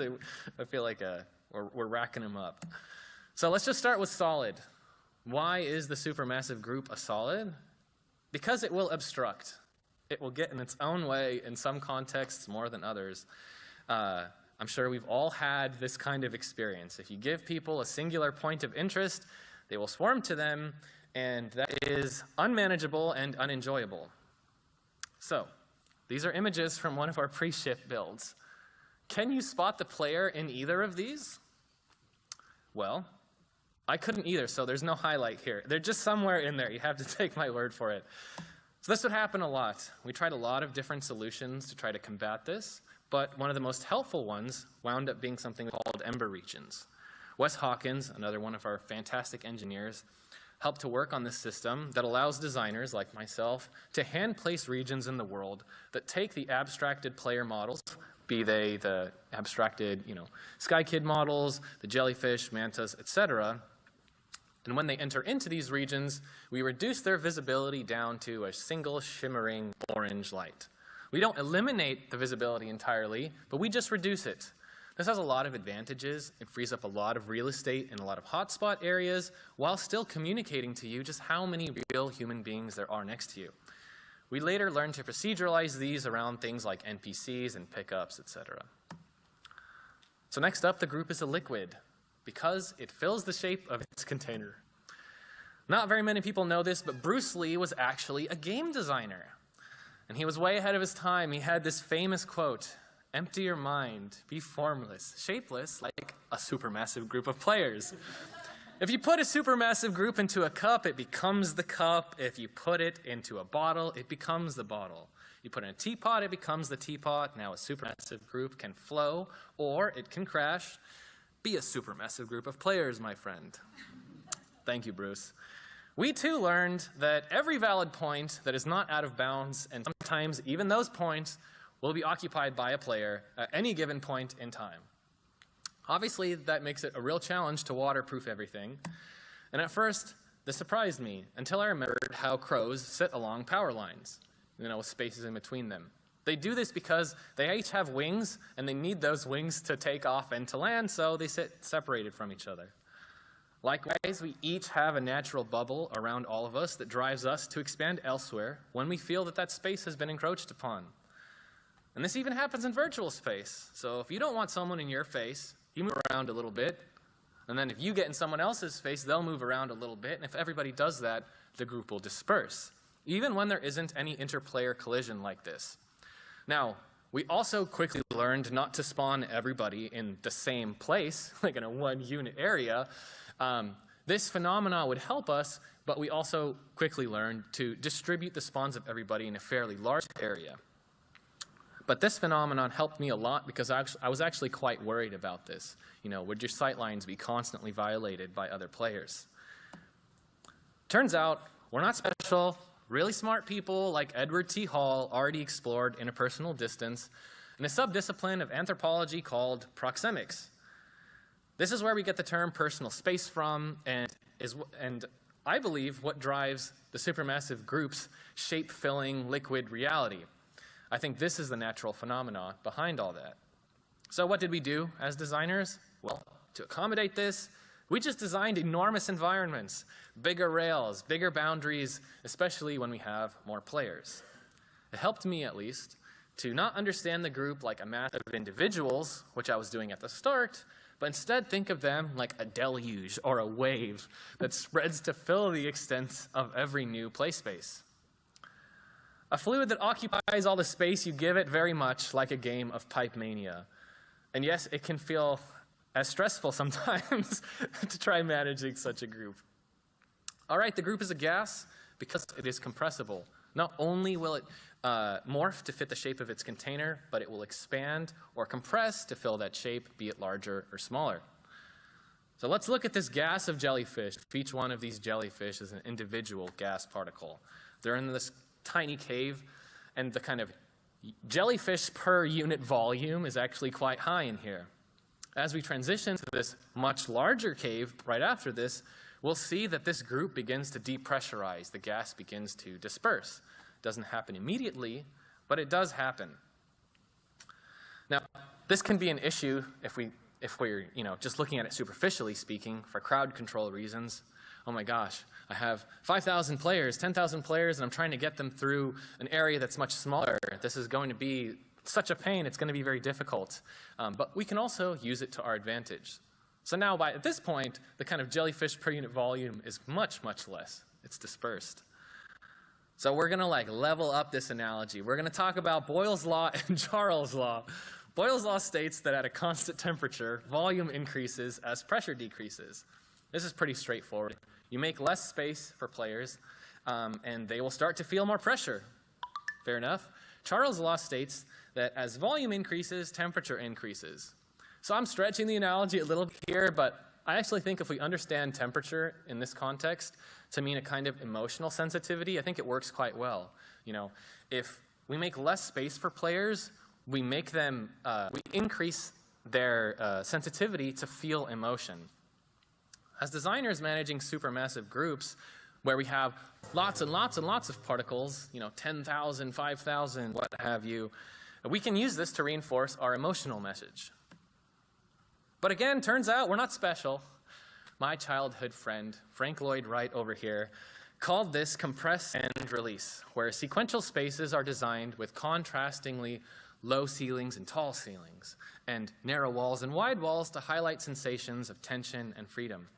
This picture of atrium, I think, does a really good job, where you have this tall atrium preceded by this low overhang. It's a technique we all probably use as level designers, but again, once you have this many players together acting as these individual gas particles, the effect can be quite powerful.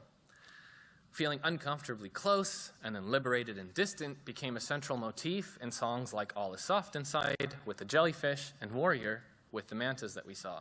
It was so powerful, in fact, we used it in the finale, Queendom. So take a look at this video and notice how everyone gets compressed and then released.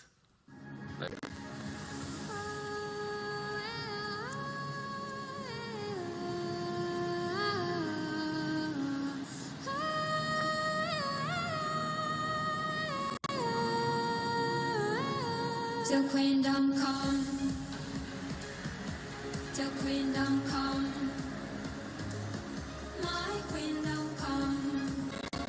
It like never gets old watching that. It's so fun. Okay, last up in this crazy analogy, the group is a plasma. Well, there's one big way that a supermassive group is like a plasma, and that is that you don't know what a plasma is, and neither do I. Aspects of it will always be beyond the realm of our understanding. So thank you, Unfordance, for informing us about all these different aspects, but also giving us a way to combat them. So now that we have this, we understand scale, we've got simplicity and spectacle and all of these things in our head, what can we do to make our lives easier as designers? Well, good thing we have our friend Tooling here with the magical, amazing mustache, the enviable mustache of Tooling. Only has one point for us, which is that simulation tools are a must-have. Allow me to explain. We discovered very quickly in the design process that we needed a way to visualize this on demand in various contexts. If we had 10,000 mantas in a really small space, that could compromise a lot of things: noise, performance, experience, emotion. Human behavior is hard to simulate, but our engineering team did create this tool called Follow Guys that allows us to spawn any number of players of any model at any radius around us with any shout frequency that would follow us as we move. We use this constantly throughout the development, especially when spot testing suspicious areas. Like, what's the worst case scenario like? Let's say 10,000 players manage to organize themselves and shove each other into like one concentrated area. What might that look like? I truthfully can't conceptualize a project at this scale without such a tool. As our needs grew, so did the tool itself, and I am eternally grateful for all the great engineers who helped build this and expand this. And yes, it never gets old just to see what it would have looked like if everybody was a little fishy watching the concert instead. So thank you, Tooling, and your wise mustache. Simulation tools are a must-have, I understand. But, as we mentioned, even the best tools can't simulate one thing, and that is sociality. Sky is a social game after all. Sociality also happens to have the best analogies. We're going to get into these right now. So from the very beginning, we knew that to appreciate the humanity of such supermassive group sizes, players need to feel the loneliness of being all alone. You'll quickly lose appreciation for even the most delicious chocolate cake in the world if that's all you have to eat for every meal. Because we wanted to centralize that appreciation for humanity, our core arc, which we saw earlier, takes this chocolate cake approach, where it doesn't always force you to eat the chocolate cake, and likewise, doesn't always force you to be surrounded by 10,000 players. Instead, the story revolves around building up, breaking down, and then reviving the group, the number of players. And in this way, we can think of the player population in a supermassive group as an allegory for the player's emotion. So yes, while the stadium seats 10,000, and at various points along the way, you do experience the concert beside 10,000, we don't give you that luxury the entire time. We hold it away from you and use it as a tool to reinforce our emotional goals. So when you start, the first song of the concert is Exhale, Inhale, and you are all alone. You feel quite small. But we transition you to Runaway, and then you're beside 400. By the time that song reaches its climax, you're at 1,000. You start to feel very hopeful. But then, with All Is Soft Inside, the next song, we humble you back to 200, opening it up to 500 as the song reaches its climax. Now you're breaking free from your inhibitions. And in Warrior, we surround you with the full 10,000. You feel unbeatable together until you make your way to the seed, where your numbers start to drop and drop slowly until you are one fragile, solitary little butterfly flying through the darkness, until you eventually reunite with one other butterfly, and then you reunite with 500 others, and you make your way through space together, and you make your way back to the Colosseum. But this time, it's totally empty. Not even you are there. No one else is there either. Complete and total silence and absence. A single star descends from the sky, and the full force of 10,000, all of us together as one big group, appear once again to emphatically celebrate the closing song, Queendom. The depth of your feeling of connectedness to the humanity around you is deepest when contrasted with the shallowness of your own solitude. You can call this a kind of emotional theory of social relativity. I've got analogies all day. They're going to keep coming. On a different note, your ability to connect to individuals and see yourself in relation to them is predicated largely on your ability to differentiate these individuals from each other. Homogeneity in any group is to be expected, but as Homo sapiens, we're all bipedal mammals with like flat fingernails, weird hair distribution, lanky arms and legs, you know. But between us, we span a beautiful range of shapes, colors, sounds, movements, and yes, even smells.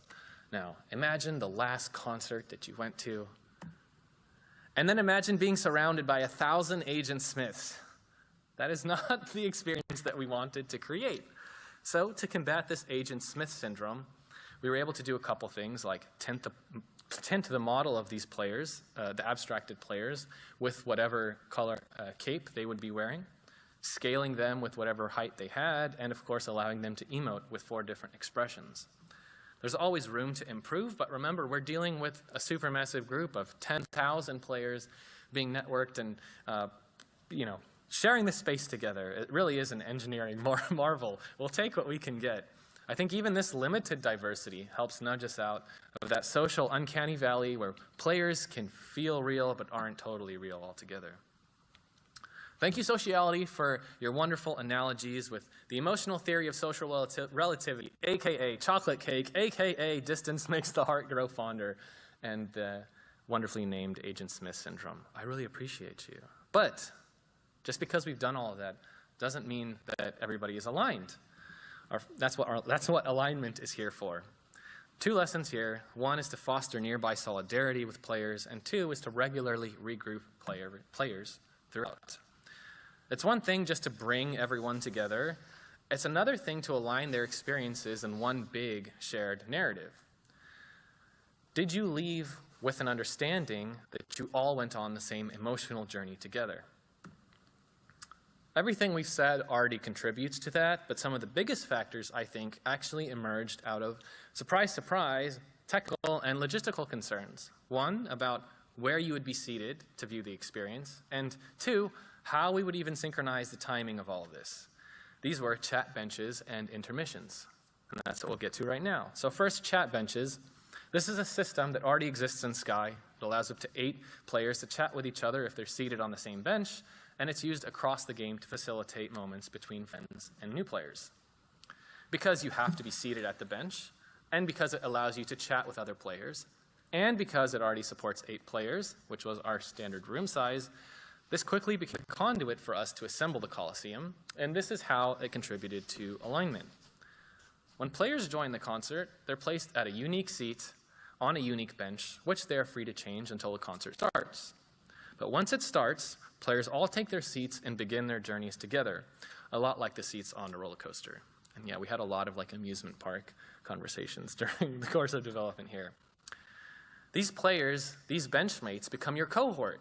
You chat with them during intermissions, you hype each other up, you share thoughts and feelings about the excitement of what is to come. And in them, you have a safe personal space. And that's important, especially when at any moment you could be surrounded by thousands upon thousands of players. It aligns your unique experience with just a handful of other players, and you can leave with specific memories you've made together. So that's what we did on the small scale. But how do we align everyone? That's where the intermissions came in. And again, the intermissions came from a concern, and that concern was, how do we reliably and synchronously transport all the players to all these different levels, given the wide range of mobile and non-mobile platforms we support? Load times could be nearly instantaneous, or they could be rather long. And at this scale, and with this many songs, and with this many transitions, the compounded error of those discrepancies would turn the concert into an absolute incoherent mess. So instead, we tied the transitions to a global clock and created a 1 to 2 minute buffer to account for those delays. We could have done with less time, but then we would have had awkwardly short pauses and breaks, so instead we leaned into them. And that seemed to work quite well. It allowed late players to join during these intermissions and, again, allowed you to recompose yourself with your group. By the way, we know that this global clock strategy works quite well because in a later event, Days of Color in 2023, we didn't approach it with this global clock strategy, and that was really difficult. We had a lot of synchronization issues. So basically, we got confirmation that what we did for Aurora worked well, so that was great. But in these intermissions, we could recalibrate everybody because Aurora would provide some narrative exposition to propel us forward. So even if players were distracted, everybody would get realigned here. Aurora acknowledged what had just previously happened in the last song, guide us in some group activity, let's all chant together, or what have you, and then introduce the next song. If you've ever been in a really long meeting and then somebody at some point goes hold on guys, what is this meeting even about? And everybody kind of figures it out together and we say, okay, and then we proceed. Aurora was basically managing 10,000 person meetings for us. So these actually wound up becoming super, super important. And unknowingly, one of these moments became a developer and fan favorite, myself included. During one intermission, Aurora now infamously says, it's okay, you can cry. And because one of the emotes is cry, the stadium slowly fills with thousands of tears. It happens at every performance, and it did so during opening night, and again was kind of unexpected for us. Aurora says a lot of things in the concert, but because this was such a genuine line, and we had a relevant emote, and everybody found themselves at that emotional context, it resulted in one of the most community-affirming moments of the entire experience. Everybody voluntarily and spontaneously crying together. If crying with 10,000 other people doesn't bring you all together and align you, I don't know what is.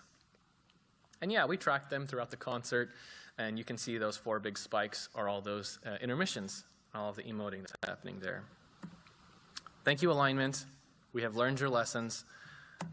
We're almost there. I promised takeout, but instead I'm going to deliver 4 small lessons, kind of like takeout, just 4 little morsels, little bites. 1. As you increase the player population in a supermassive group, your player distribution will multiply and not blur. I thought that would be the case, but it turns out that if you have a hotspot with 10 people, you will have a raging inferno with 10,000. So be on the lookout for that. Takeout number 2, design for latency.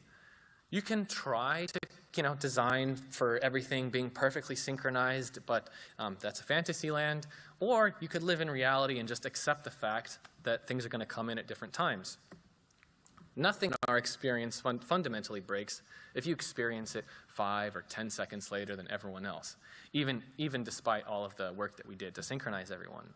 You can actually see here, Aurora's moving around pulling players in, and there's actually quite a long trail behind Aurora of everybody that comes in with their different latency. And this worked to our advantage, particularly during the big Aurora yeet that she does at the end of Queendom. I think this would have been far less compelling if it was just a uniform sphere just expanding outward. I don't think that would have been as great or filled with as much charm and character as this wonderful explosion here. I mean, it's great because of the latency. We're almost done. Takeout 3, synesthesia as a pulse. What is synesthesia? Synesthesia is just aligning the visuals that you're seeing with the audio that you hear. We're going to play a little sample so you can see. okay, mine. Warrior, warrior, just reach out for the light. Warrior, warrior, I am warrior. Thank you, Aurora. Okay, so I spent a lot of time with one of our talented engineers, Scott Morgan, working on modifiers to change things like the flower size, Aurora's pulse, the lighting, camera shake, etc., to suit the bass, mid, treble, and vocal channels of our music. I think of the synchronization of metronome videos we all might have probably seen. It might not seem like much, and I absolutely have no clear proof that the synesthesia does this, but I really do believe that it plays a key role in supplying like an underlying shared heartbeat among everybody who's participating. Lastly, playtesting supermassive groups is a huge challenge, and do not underestimate it. Imagine organizing a party for just a few friends, and then some neighbors, and then the whole block, and then the entire neighborhood, only to find out that you don't have enough cups for everybody. And then convincing them all to come again just so you can find out what the next problem is, like maybe everybody crashes instantly, or maybe nobody can see anybody else, which are all real things that happen throughout the course of development. So I want to send a huge thanks to folks like Travis Shute, Denise Schlickburn, Amelia Rosina, and everyone from our beta community and our live community who showed up to these playtests. I already said we have the best community, but without you, these experiences would not have been possible. My advice to developers and designers is to playtest early and playtest across scales. 5 is different than 50, is different than 500, is different than 5,000, is different than 10,000. It just takes time to get there. Lastly, dessert. Why dessert? Because dessert is something small that you have after you've already eaten the main course. I'm just going to share one small thing we did for the encore, which happened after we had already created the concert a year later, which was minigames. So, because the intermissions work so well at aligning everybody, we wanted to do something before the concert started for the encore. We had a lot of these small, intimate activities that allowed you to share personal moments, but nothing that really activated the group as a whole, all 10,000 players. What we were really missing was our hype person to break the proverbial ice and prime everyone for embarking on a voyage together. So for the encore, we took all of those lessons and we created 4 unique mini-games. There was the voting hours, which is the larger-than-life bar chart that players could physically enter into and vote and see reflected in the data what they chose. The Great Spheres, which is, I still believe, should hold the world record for largest game of virtual soccer in the world, but we did not get that record. The Duel, which is a kind of tug-of-war, and the Light Parade, which is a self-explanatory parade. What they all have in common, in addition to being structured and simple, is that they keep the player as the show. So that makes me happy. And just for fun, here are some of the results from the voting towers.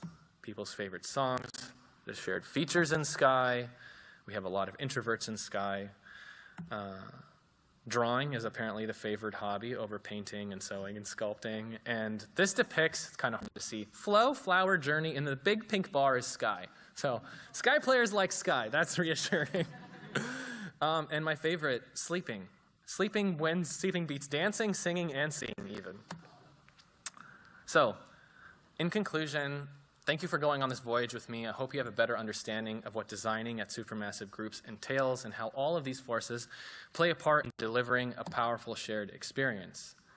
Supermassive group is a term I coined for this talk. We never referred to it in such a way during development because back then we had no conception of scale or properties. Supermassive itself is just a compound word that means big, big. And I think that's what our mentality has to be, what our dreams and ambitions have to be, and what our faith in humanity has to be if we want to impact people, change their lives for the better, and help them all feel connected to the world around them. Even more so when we're designing at such record-breaking scale. Thank you very much, everyone.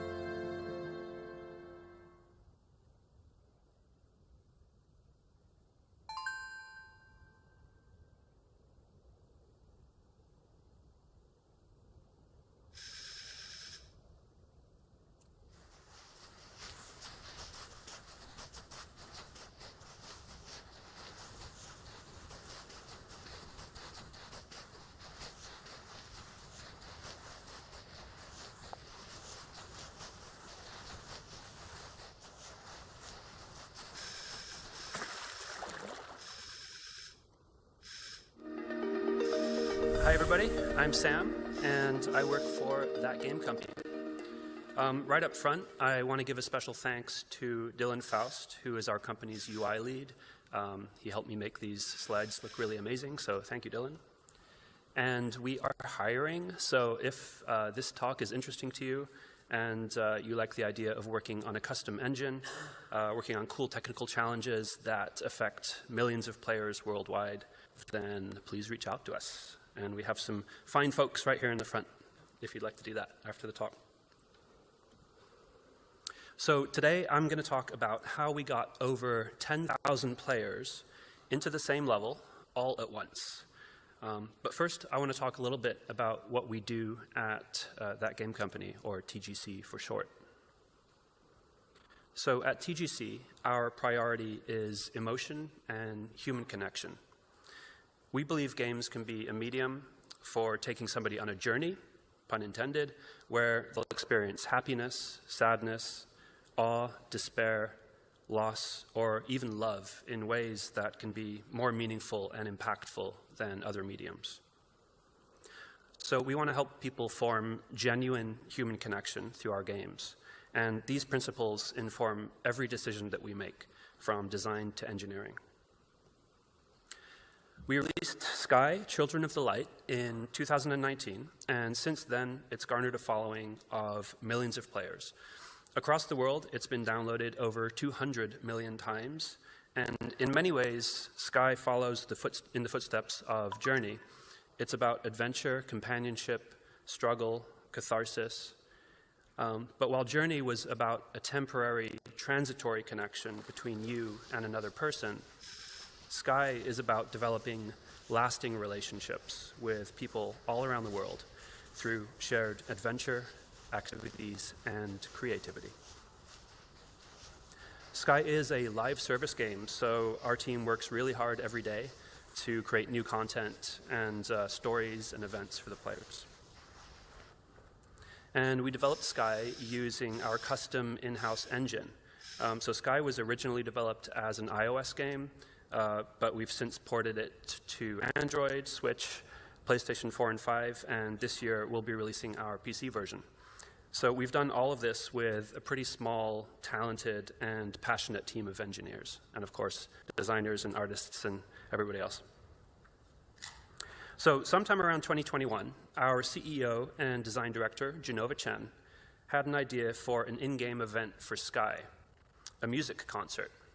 So he brought this idea to me during our weekly discussions, and he asked, would it be possible to interact with thousands of other players at the same time in the same space, like a real-life concert?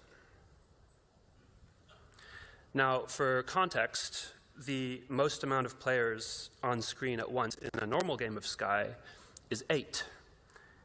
We have to run on an extremely wide range of devices, including some pretty low-end Android phones, and to this day, we still support the iPhone 6.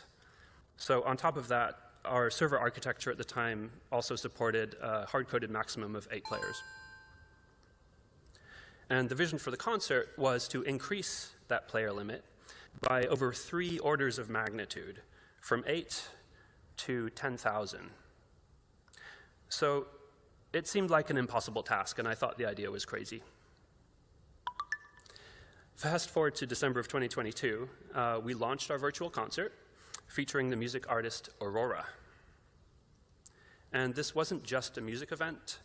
It had a story, a progression, an emotional arc. The player would experience awe-inspiring moments, otherworldly scenes, despair and darkness, peace and acceptance, and finally, a cathartic celebration, basically a really big party. They would do all of this with up to 4,000 players in the same level, all able to interact with each other for the debut of the concert in December of 2022. And last August, we did a concert encore supporting over 10,000 players. And for this, we received a Guinness World Record for the most users in a concert-themed virtual event. And the concert also worked across the thousands of different devices that run Sky, including the low-end Android phones and the iPhone 6. And by the way, we were also releasing our PlayStation port at the time, so our team definitely stays pretty busy. So how did we do it? Well, it started with a question. What's important to this experience? What do we care about? Emotion, so our main design pillar.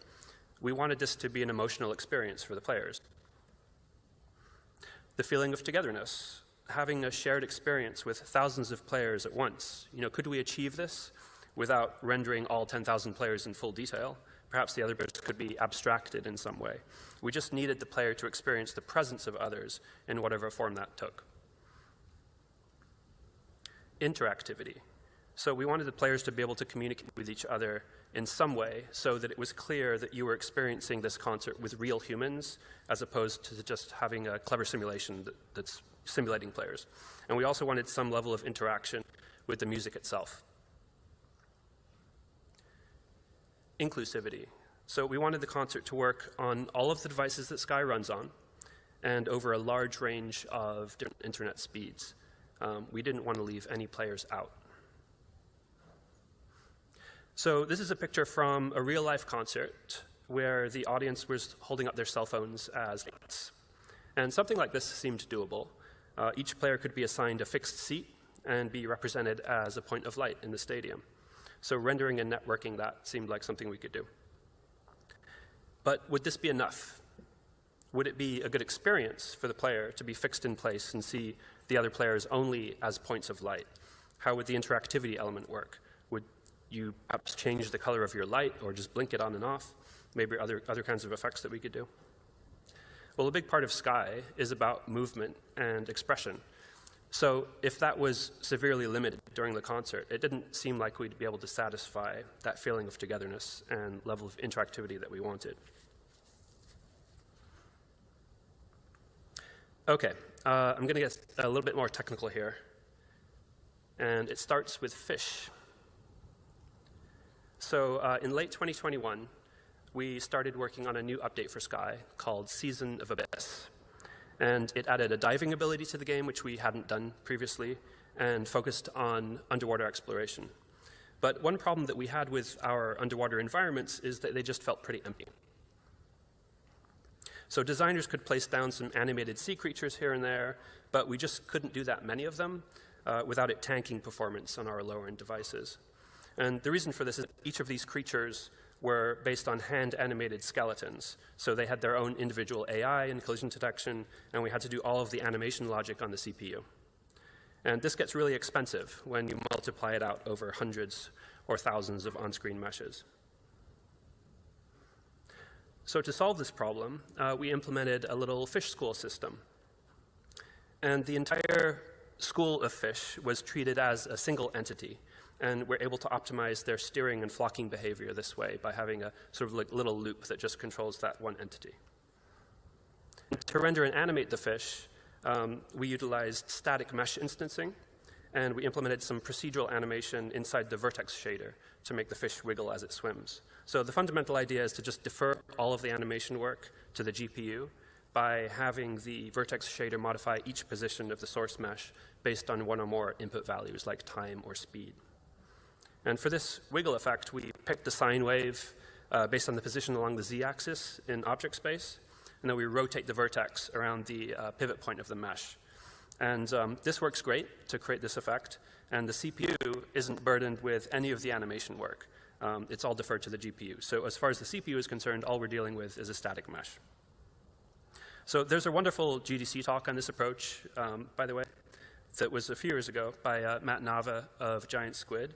And he was talking about the development of Abzu. And I definitely recommend that you check this out if you're interested in more sort of procedural ideas that you can apply to vertex shaders. But Abzu did a lot more with this idea by layering many more effects on top. But we were happy with this basic effect, and it kept the shader pretty simple for the lower-end phones. So with this method, we're able to render a lot of fish, even on low-end hardware. So in this scene, we had around 4,000 of them. And instancing them through this static mesh instancing system works great. But we still need to be careful about the overall vertex count in the scene. So if each fish is only 500 vertices, say, then we're already pushing 2 million vertices through the GPU per frame just for the fish. And for some of the low-end hardware, that's really not acceptable, especially considering that each vertex has to compute its procedural animation separately. So to solve this, we added LOD support to our instancing system. And in conjunction with some very aggressive fish mesh LODs, that allowed us to reduce the previous scene from about 2 million vertices to around 80,000. So we were also able to draw all the instances using only 4 draw calls, so 1 draw call for each LOD level. And then to simulate the fish, we implemented a steering algorithm that computes an acceleration force to push the fish towards its target position and then decelerate it nicely as it arrives. So here I'm just moving the mouse around and fish is following it. So as we were developing this feature, Genova and I, in our weekly discussions, started to have the idea that this feature and the planned concert for the end of the year could have something to do with one another. I mean, if we turned all of the players into fish, and then we figured out a way of sending that across the network, then that could be a pretty cool experience. But it wasn't quite as Sky as we might like, and it's unclear how it relates to a music concert that takes place in a stadium. Still, if we're able to render thousands of fish with this method, then why not other types of creatures that are found throughout the world of Sky?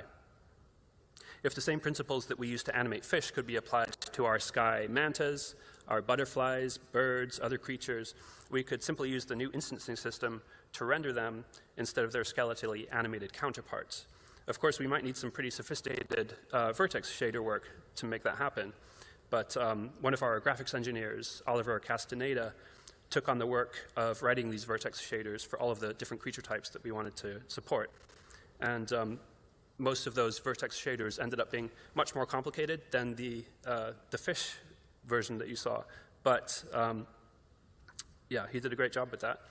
And another reason that we needed the animation to be a little bit more sophisticated on these creatures is because the idea would be that the player would be controlling one of them. So when it's up close to the camera, you can't fudge things so much. You know, it needs to look a little bit more realistic with some secondary motion and so on.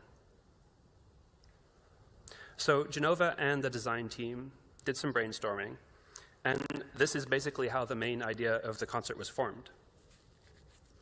So the player would start in the Colosseum as a candle or a point of light fixed to their seat, but then they would be transported by aurora into other parts of the world. So they would be transformed into different creatures. So for example, as a fish, you would swim with thousands of other fish, but they would be real players. They wouldn't be simulated through the fish school system. They'd be actually transmitted over the network. You know, as a butterfly, you could fly with thousands of other butterflies, and they might be your friends or they might be strangers, but they would all be real people. And each type of creature and emotion, or rather, each type of creature and environment would represent a different emotion or a different part of the story. It would all be set to Aurora's music, which is largely about nature, so it just seemed like the perfect fit. But I think it's worth taking a brief pause here, because I really want to emphasize the following point. It was around July of 2022 at this stage of development, and the concert was planned for December.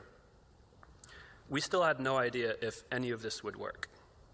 The rendering side was looking promising, but the networking side was in its very early stages.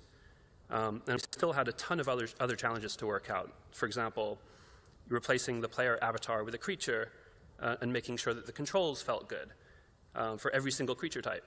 We needed to build tools for the designers so that they could set their levels up properly. We needed to make sure that, for example, player spawn points were distributed well enough so that players didn't all spawn in one position. If you got 10,000 players all spawning in one position in the map, bad things will happen. And there were so many details that we had to account for, mostly by imagining how it would work. Because there were so many aspects of the tech still in development that it's not exactly easy to organize, thousands of testers to help you out as you're iterating. So we really just had to use our imagination a lot. And the design team was basically working on faith that all of this would come together. But they had other things to worry about, like how do you make thousands of players feel like a good experience instead of just a visual mess? How big do you need to design the spaces to fit that many players? So even if we got everything working, would it be a good experience or would it just feel like chaos? And we really had no reference to work from either, because as far as we were aware, no other game had tried anything like this. So there was a lot of nervousness and uncertainty about the direction that we were going. And I think that everybody, to one degree or another, was skeptical that any of this would work out. I mean, after all, we're going from 8 players in a game to 3 orders of magnitude more than that, which it just sounds absurd. So how would we actually send all of this player data over the network? So in a normal game of Sky, players are separated into these game instances or rooms that support up to 8 players each. Now, sending data for thousands or even hundreds of thousands of concurrent users is something that we've been able to do for a while and that we were able to do before the concert because we've got a lot of players that play Sky. But the problem is much easier when these individual 8-player instances don't need to know about each other. The bandwidth requirements from the player's perspective are pretty modest because you don't need the data for the 7 other players that are in your game room. You only need the data, rather, for the 7 other players that are in your game room, and you don't need data about anybody else. So if we were to use the same network protocol and send the same amount of data per player, but for a room size of 10,000 instead of 8, the amount of outgoing data would just blow up. And players wouldn't be able to handle that much incoming bandwidth either. So it was pretty clear that we would have to build a new protocol that was separate from our normal network data. Now, one really cool piece of technology that we've developed at TGC is our custom analytics server. So we use this to collect data about player behavior to get an idea of how we can improve the game. So for example, seeing what percentage of players make it through the core loop, or how many players engage in social interaction, what types of interactions they're engaging in, and so on. And one of the data points that we also collect is player position. So this allows us to visualize what areas of the game that players are getting stuck at, or where players like to hang out. And it's a really nice tool to be able to visualize this data, especially for the designers when they're trying to refine their levels. So I had some discussions with the back-end team early on about ways that we might be able to utilize this data for the concert. So an early idea was to take all of the positional data that we were receiving and some of the other data that we might need and build a kind of streaming service that could broadcast all of this out efficiently. Similar to a streaming video service, but basically a player data streaming service. And one of our back-end engineers, Jeremy Simpson, and our game server engineer, Alexei Oberchev, built a prototype of this, and we actually used this during development as a way to get build player positions into the game.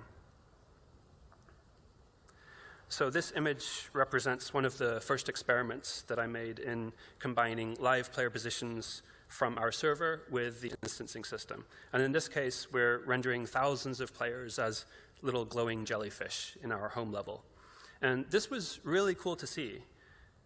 But by doing things this way, we were limited in a couple of ways.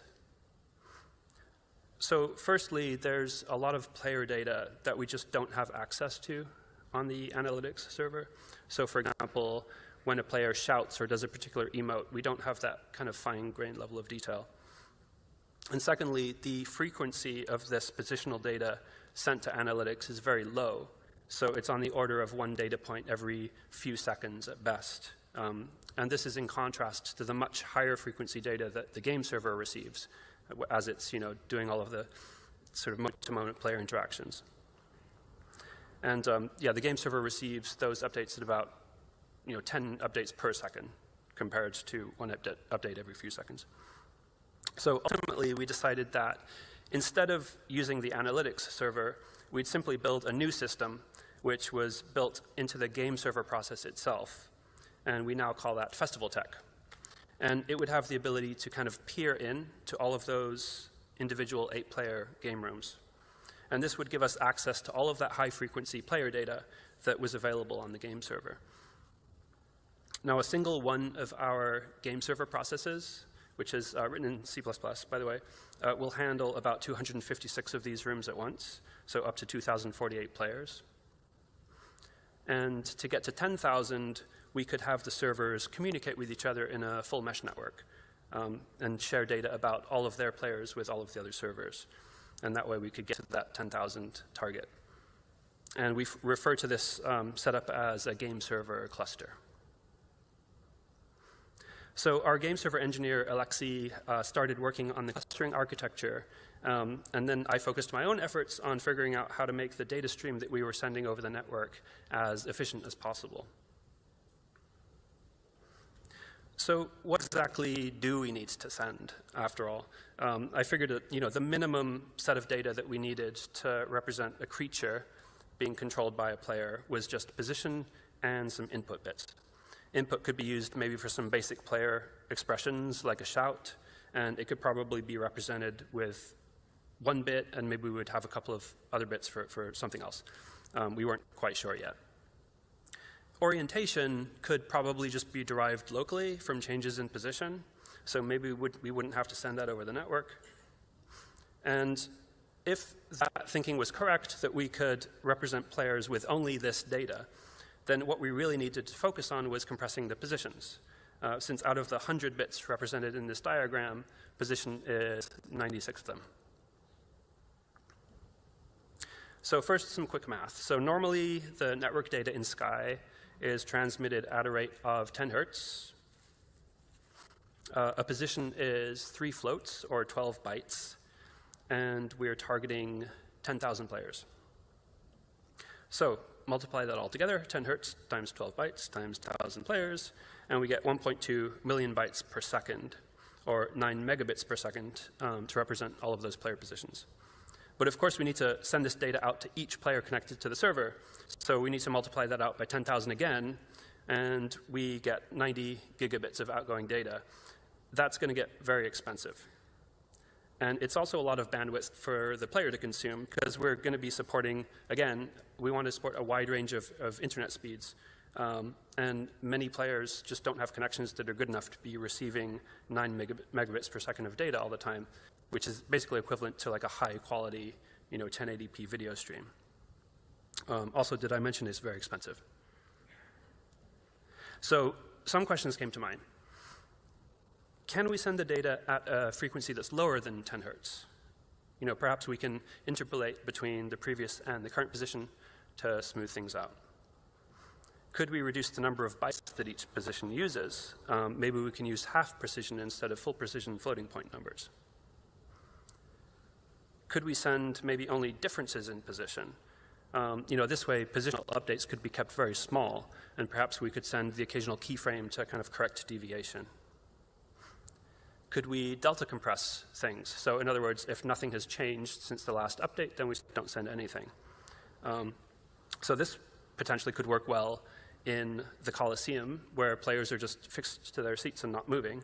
But it probably wouldn't work very well for the songs, where players are flying around and able to control the creatures. So it doesn't really optimize for the worst case, but maybe it was an option. And how about variable frequency based on distance? So perhaps for the furthest players, we update them at a much lower frequency than the ones that are closer to us. This also doesn't optimize for the worst case, though, and I'll show a good example of that later in the talk that you might catch. But again, maybe it's an option. So let's look at that first question again. Can we send the data at a lower frequency? So this is a test using positional data that we're receiving at a rate of once per second. Now, if we could send this data at this rate, then we're reducing our network costs already by an order of magnitude. We're just 10x reducing it, so that's great.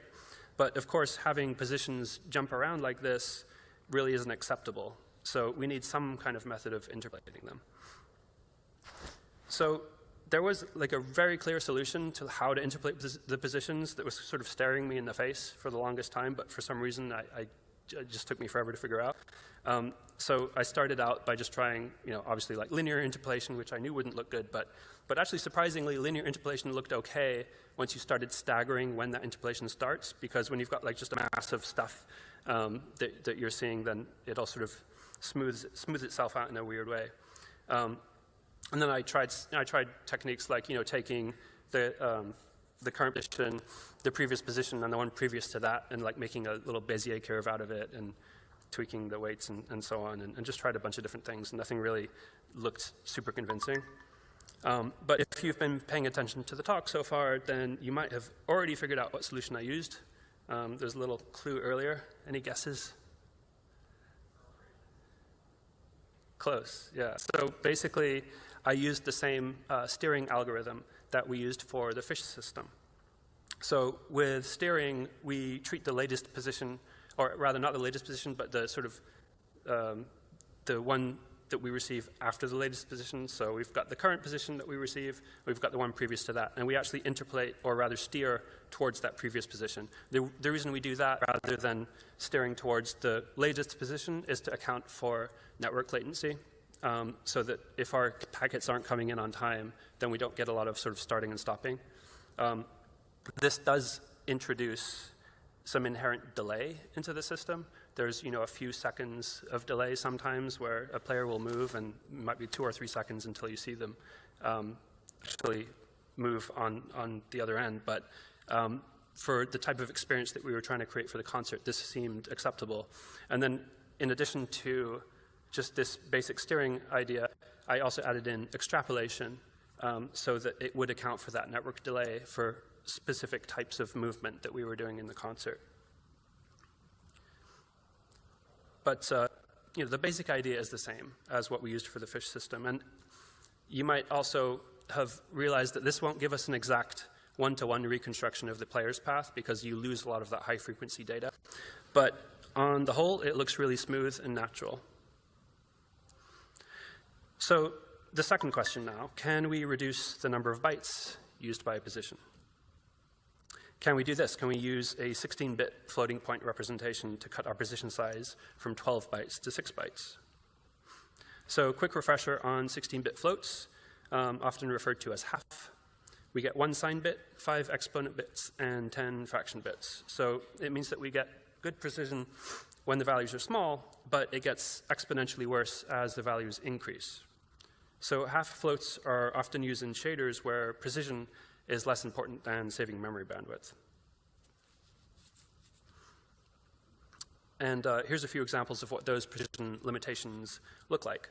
So for those small values less than 1, we get a lot of precision, but it gets rapidly worse as we go into higher values. So if our value is 1024 or above, then the minimum interval that we can represent at that point is 1. So we actually just can't even represent fractional values at that point. So half floats are a really nice way to compress data compared to normal floats when the values are small, but they're really not a good fit for things like world positions, which can have large ranges and need consistent precision along that range. I mean, think about it. We only have 2 bytes, so only 65,536 possible values per component, which really isn't enough for representing world positions, especially in the large levels that we were going to be using for the concert. So does this mean that we're out of luck?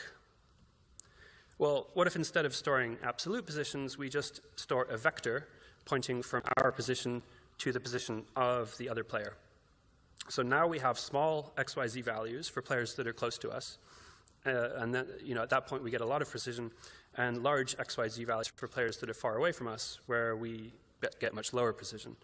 But this is actually great because in a 3D game, objects that are far away inherently don't need as much precision in screen space due to perspective projection.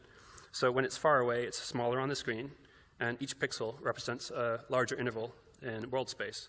So those large intervals that we get between values as they start to increase don't really matter so much. So here's a test showing the difference between the 32-bit and 16-bit positions. So the size of the green dot here indicates the proximity to the player, And these are our original uncompressed positions. And watch closely. These are our viewer-dependent compressed 16-bit positions. So did you notice the difference? Probably not much of one, right? It's basically imperceptible. So it's completely worth the savings that we get from cutting our positional data in half. OK, back to our list of questions. Well, it turns out that we actually didn't even need to address these last three, because solving the first two was good enough. We now have a 2 times reduction in data rate from the positional compression and a 10x reduction from reducing the data frequency. And in the end, in fact, we used an update rate of an update every 1.5 seconds instead of every 1 second, because visually I actually don't notice that much difference. So we ended up with a 30x reduction in our data rate from our original calculation, from 9 megabits per second all the way to 0.3 megabits per second. And that's equivalent to the bandwidth that you would need to play back like a potato quality video. So we felt comfortable that we would be able to handle that. Now, there was still a problem with the compression approach for the positions that I hadn't thought about when I was working on this. And some of you might have already guessed what it is, and if you have guessed what it is, then please talk to one of our fine people over here after the talk, because we'd love to talk to you. But anyway, I'll get back to that. So it was around August of 2022. We had around 3 months left to deliver the build that would be used for the concert in December. So we'd gotten the networking and rendering figured out, representing players as creatures, but we really hadn't been focusing too much on the Coliseum itself, which is where you'd start and end the concert. So our original idea was to have players represented as fixed points of light, perhaps with a way to turn their light on and off or change its color. But this just seemed a little bit underwhelming compared to the creatures that we'd be transformed into during the songs. But our team had another insight. If we're able to render creatures through the instancing system, then why don't we try to design an abstracted version of our sky characters? So one that doesn't require intricate bone-based animation and can be animated procedurally in the same way that we're animating all of the other creatures. So it wouldn't have to look exactly like the player's avatar. It would just have to give the impression of one. So this is what we decided to do for the Coliseum. And the funny appearance of these abstracted avatars became a bit of a meme in the Sky community, but it works really well to communicate the sense that there's other humans there with you. And another huge bonus to this approach was that there was no longer a technical constraint that the players be fixed to their seats in the Coliseum. And that allowed for some pretty spectacular moments, like this one where the players all get spit out like confetti by a giant aurora in the sky. And this also allowed us to add some fun activities at the Coliseum itself that would take place before the concert, and we added some of these for our 10,000 player event, like this giant ball game where you're trying to push a ball into a goal, and there's kind of 2 teams made up of thousands of players each. And we also added a sort of a tug-of-war type game. Definitely gives a whole new meaning to massively multiplayer. So another important aspect to rendering these abstracted avatars is the detail system. So for the nearest players, we add in extra detail that would be too expensive to add all of the players. So this includes a dynamic light that emits from the player model, an enhancement to the steering algorithm that does ray traced look-aheads to make sure that we don't sort of clip through geometry. Since the low frequency network data that we're receiving plus steering doesn't give us, again, a perfect one-to-one reconstruction. So we have to do a little bit of cheating to create those sort of high frequency changes. And one more crucial design and engineering decision that we made for the concert was to keep the players who are in your immediate 8-player game room instance full resolution avatars. And this worked really nicely to allow friends to have their full normal level of interaction with each other and allow them to experience the Coliseum sections of the concert together in that way while viewing the rest of the audience as something more abstract. And if you think about it, it's really not that far from how we think about a concert in real life. After all, we know our friends well, but we don't necessarily know the individuals in the crowd. They're just kind of the crowd. But nevertheless, we also wanted to provide some level of interaction between normal avatars and their abstracted audience counterparts. So we introduced a heart emote, a wow emote, a cry emote, a small and large shout, and a glow stick that you could wave over your head. And this worked both through the normal player avatar system as well as through the festival tech system. And it worked great for the types of crowd interactions that we wanted to create. One more thing that we wanted to come across to the abstracted version of the avatar was some data about who this player was and some information about their appearance, like their cape color. And since this type of data doesn't change very frequently, we implemented a kind of a fixed data system that synchronizes this data for all of the 10,000 players in the arena at kind of a fixed data rate. And so this means that if a player updates their appearance, other players might not see it instantly. There might be a few seconds of delay before that update makes it across. This worked fine for our purposes. And finally, along with this fixed data set, we send a player identifier. So this is used to look up your friends. So if there's somebody who's not in your immediate 8-player room, but they're nevertheless friends with you, then you'll actually see their name tag over the abstracted audience entity. So that allows you to see that this person is actually somebody that you know. It's not just an abstract random figure. So for the player state that we need for those 1.5-second updates, this is what we ended up with.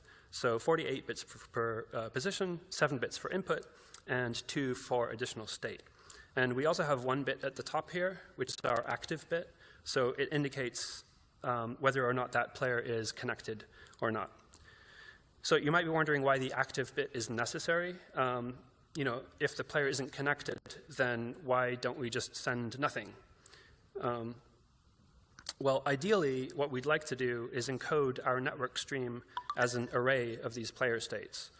But the problem in doing that is what happens when a player in the middle of the array disconnects. So let's say this guy goes away.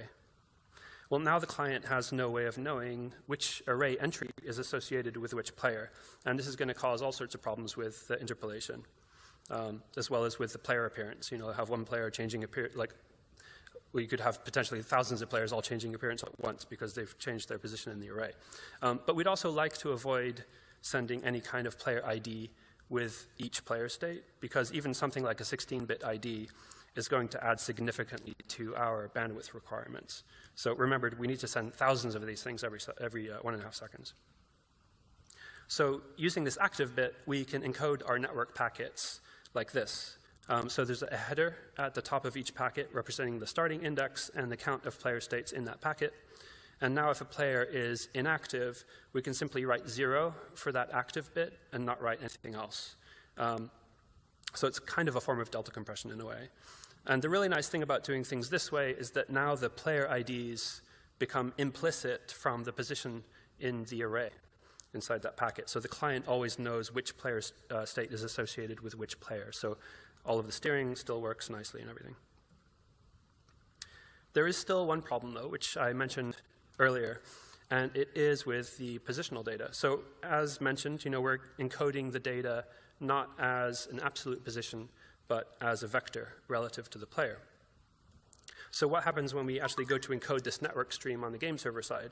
Well, every player needs to know about the position of all 9,999 other players relative to them. So we end up with this giant O(n)² loop, which, as we all know as engineers, is not good.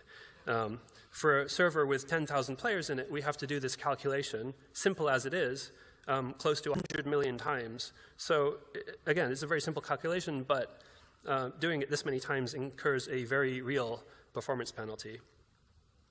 And again, that's because every player's network stream needs to be encoded separately. We can't just encode a single buffer and then copy that over to lots of players at once.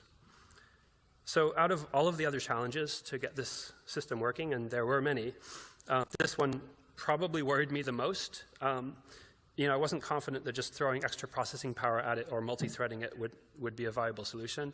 And even if it was, it means we'd have to use really powerful servers just to do this very simple operation. So maybe we would just eat the bandwidth cost and just send absolute positions as float 32 instead, and it would almost double the amount of data that we were using up, and the experience might degrade for some players, and our costs would be higher, but it might be a sacrifice that we had to make. But I think I'd gotten kind of stuck on the idea that positions need to be relative to each player who is receiving the data. But in fact, as long as the position is relative to another position that's in close proximity to the player, then the resulting precision is very similar. So I sort of came up with this kind of spatial buckets idea, where what we do is divide the world up into a grid. And these grid squares are going to be kind of big. They could fit hundreds of players, or maybe even thousands inside one of the squares. And we treat the center of each grid square as a pivot point around which we compute the half float vectors for each player. So the end result is that we only have to compute the vectors once for every player inside a given square. So if you imagine that each of these player icons in this diagram represents 100 players, which would be a pretty typical scenario for the concert, then we've managed to reduce the number of unique network streams that we need to compute from 1,300 to only 4, one per grid square. So this was a huge optimization that allowed our computing resources to be much more modest. So I've talked now about the bread and butter of the festival tech system, which is the networking and rendering.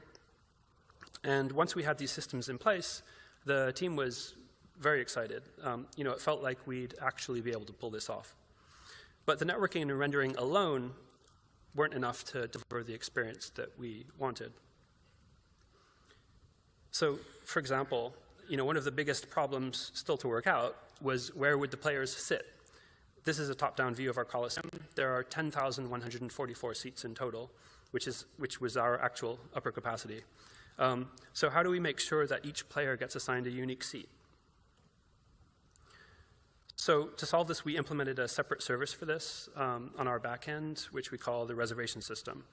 And this was largely the work of our back-end engineer, Jeremy Simpson, our lead gameplay engineer, Kyle Holdwick, doing most of the work on the client side to hook all of this up. And it kind of works like an online ticketing system. So the player requests a reservation, and the reservation system's job is to then find a server cluster with available seats and reserve that seat for the player.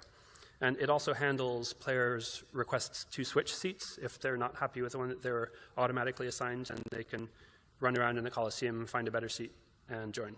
And if they decide that they want to join a seat and then somebody else wants the same seat at the same time, then the reservation system handles those conflicts.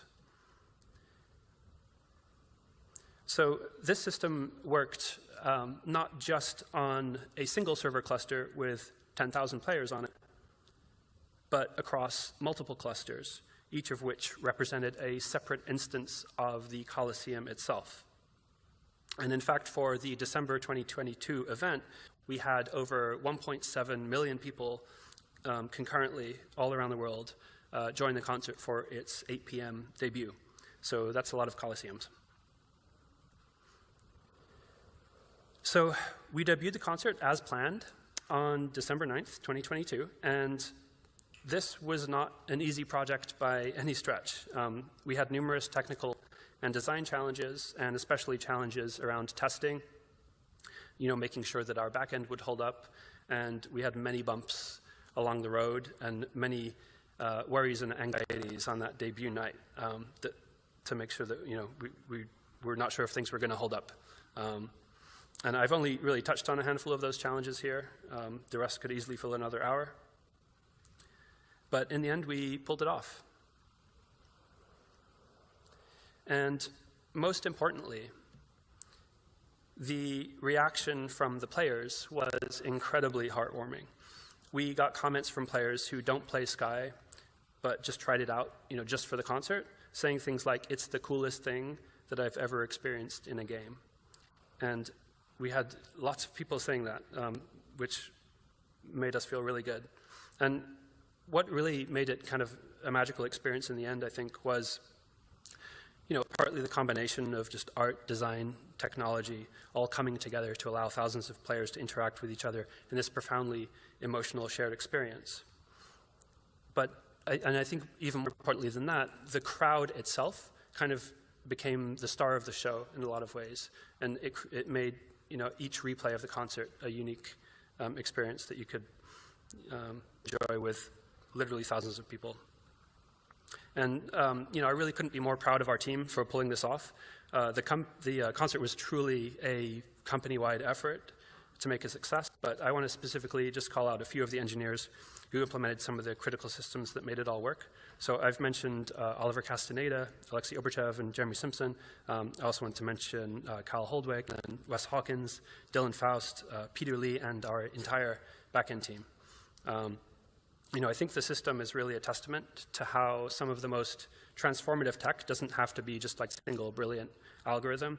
It can be a confluence of pretty simple ideas that just are all kind of brought together in harmony. I don't think that any of the individual techniques that I or the other engineers came up with for this system were particularly groundbreaking, but it's just the combination of all of these things that really made it sing. Musical analogies, yay. So I'll end this talk with some videos of the concert itself.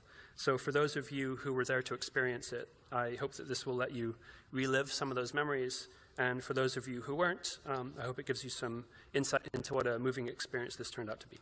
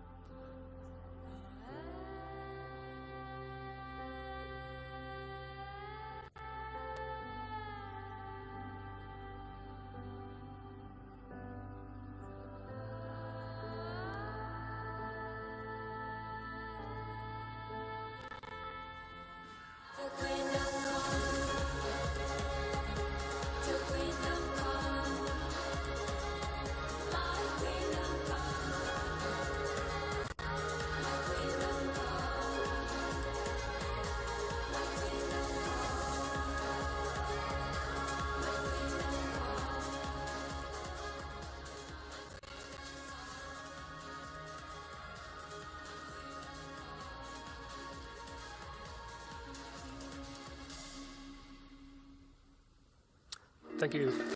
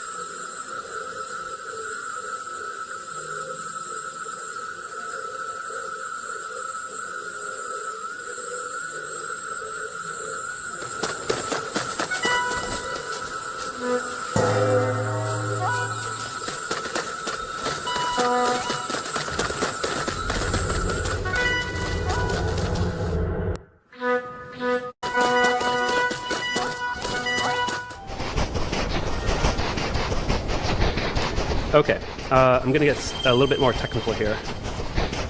And it starts with fish.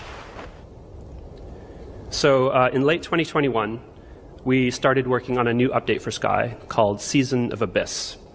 And it added a diving ability to the game, which we hadn't done previously, and focused on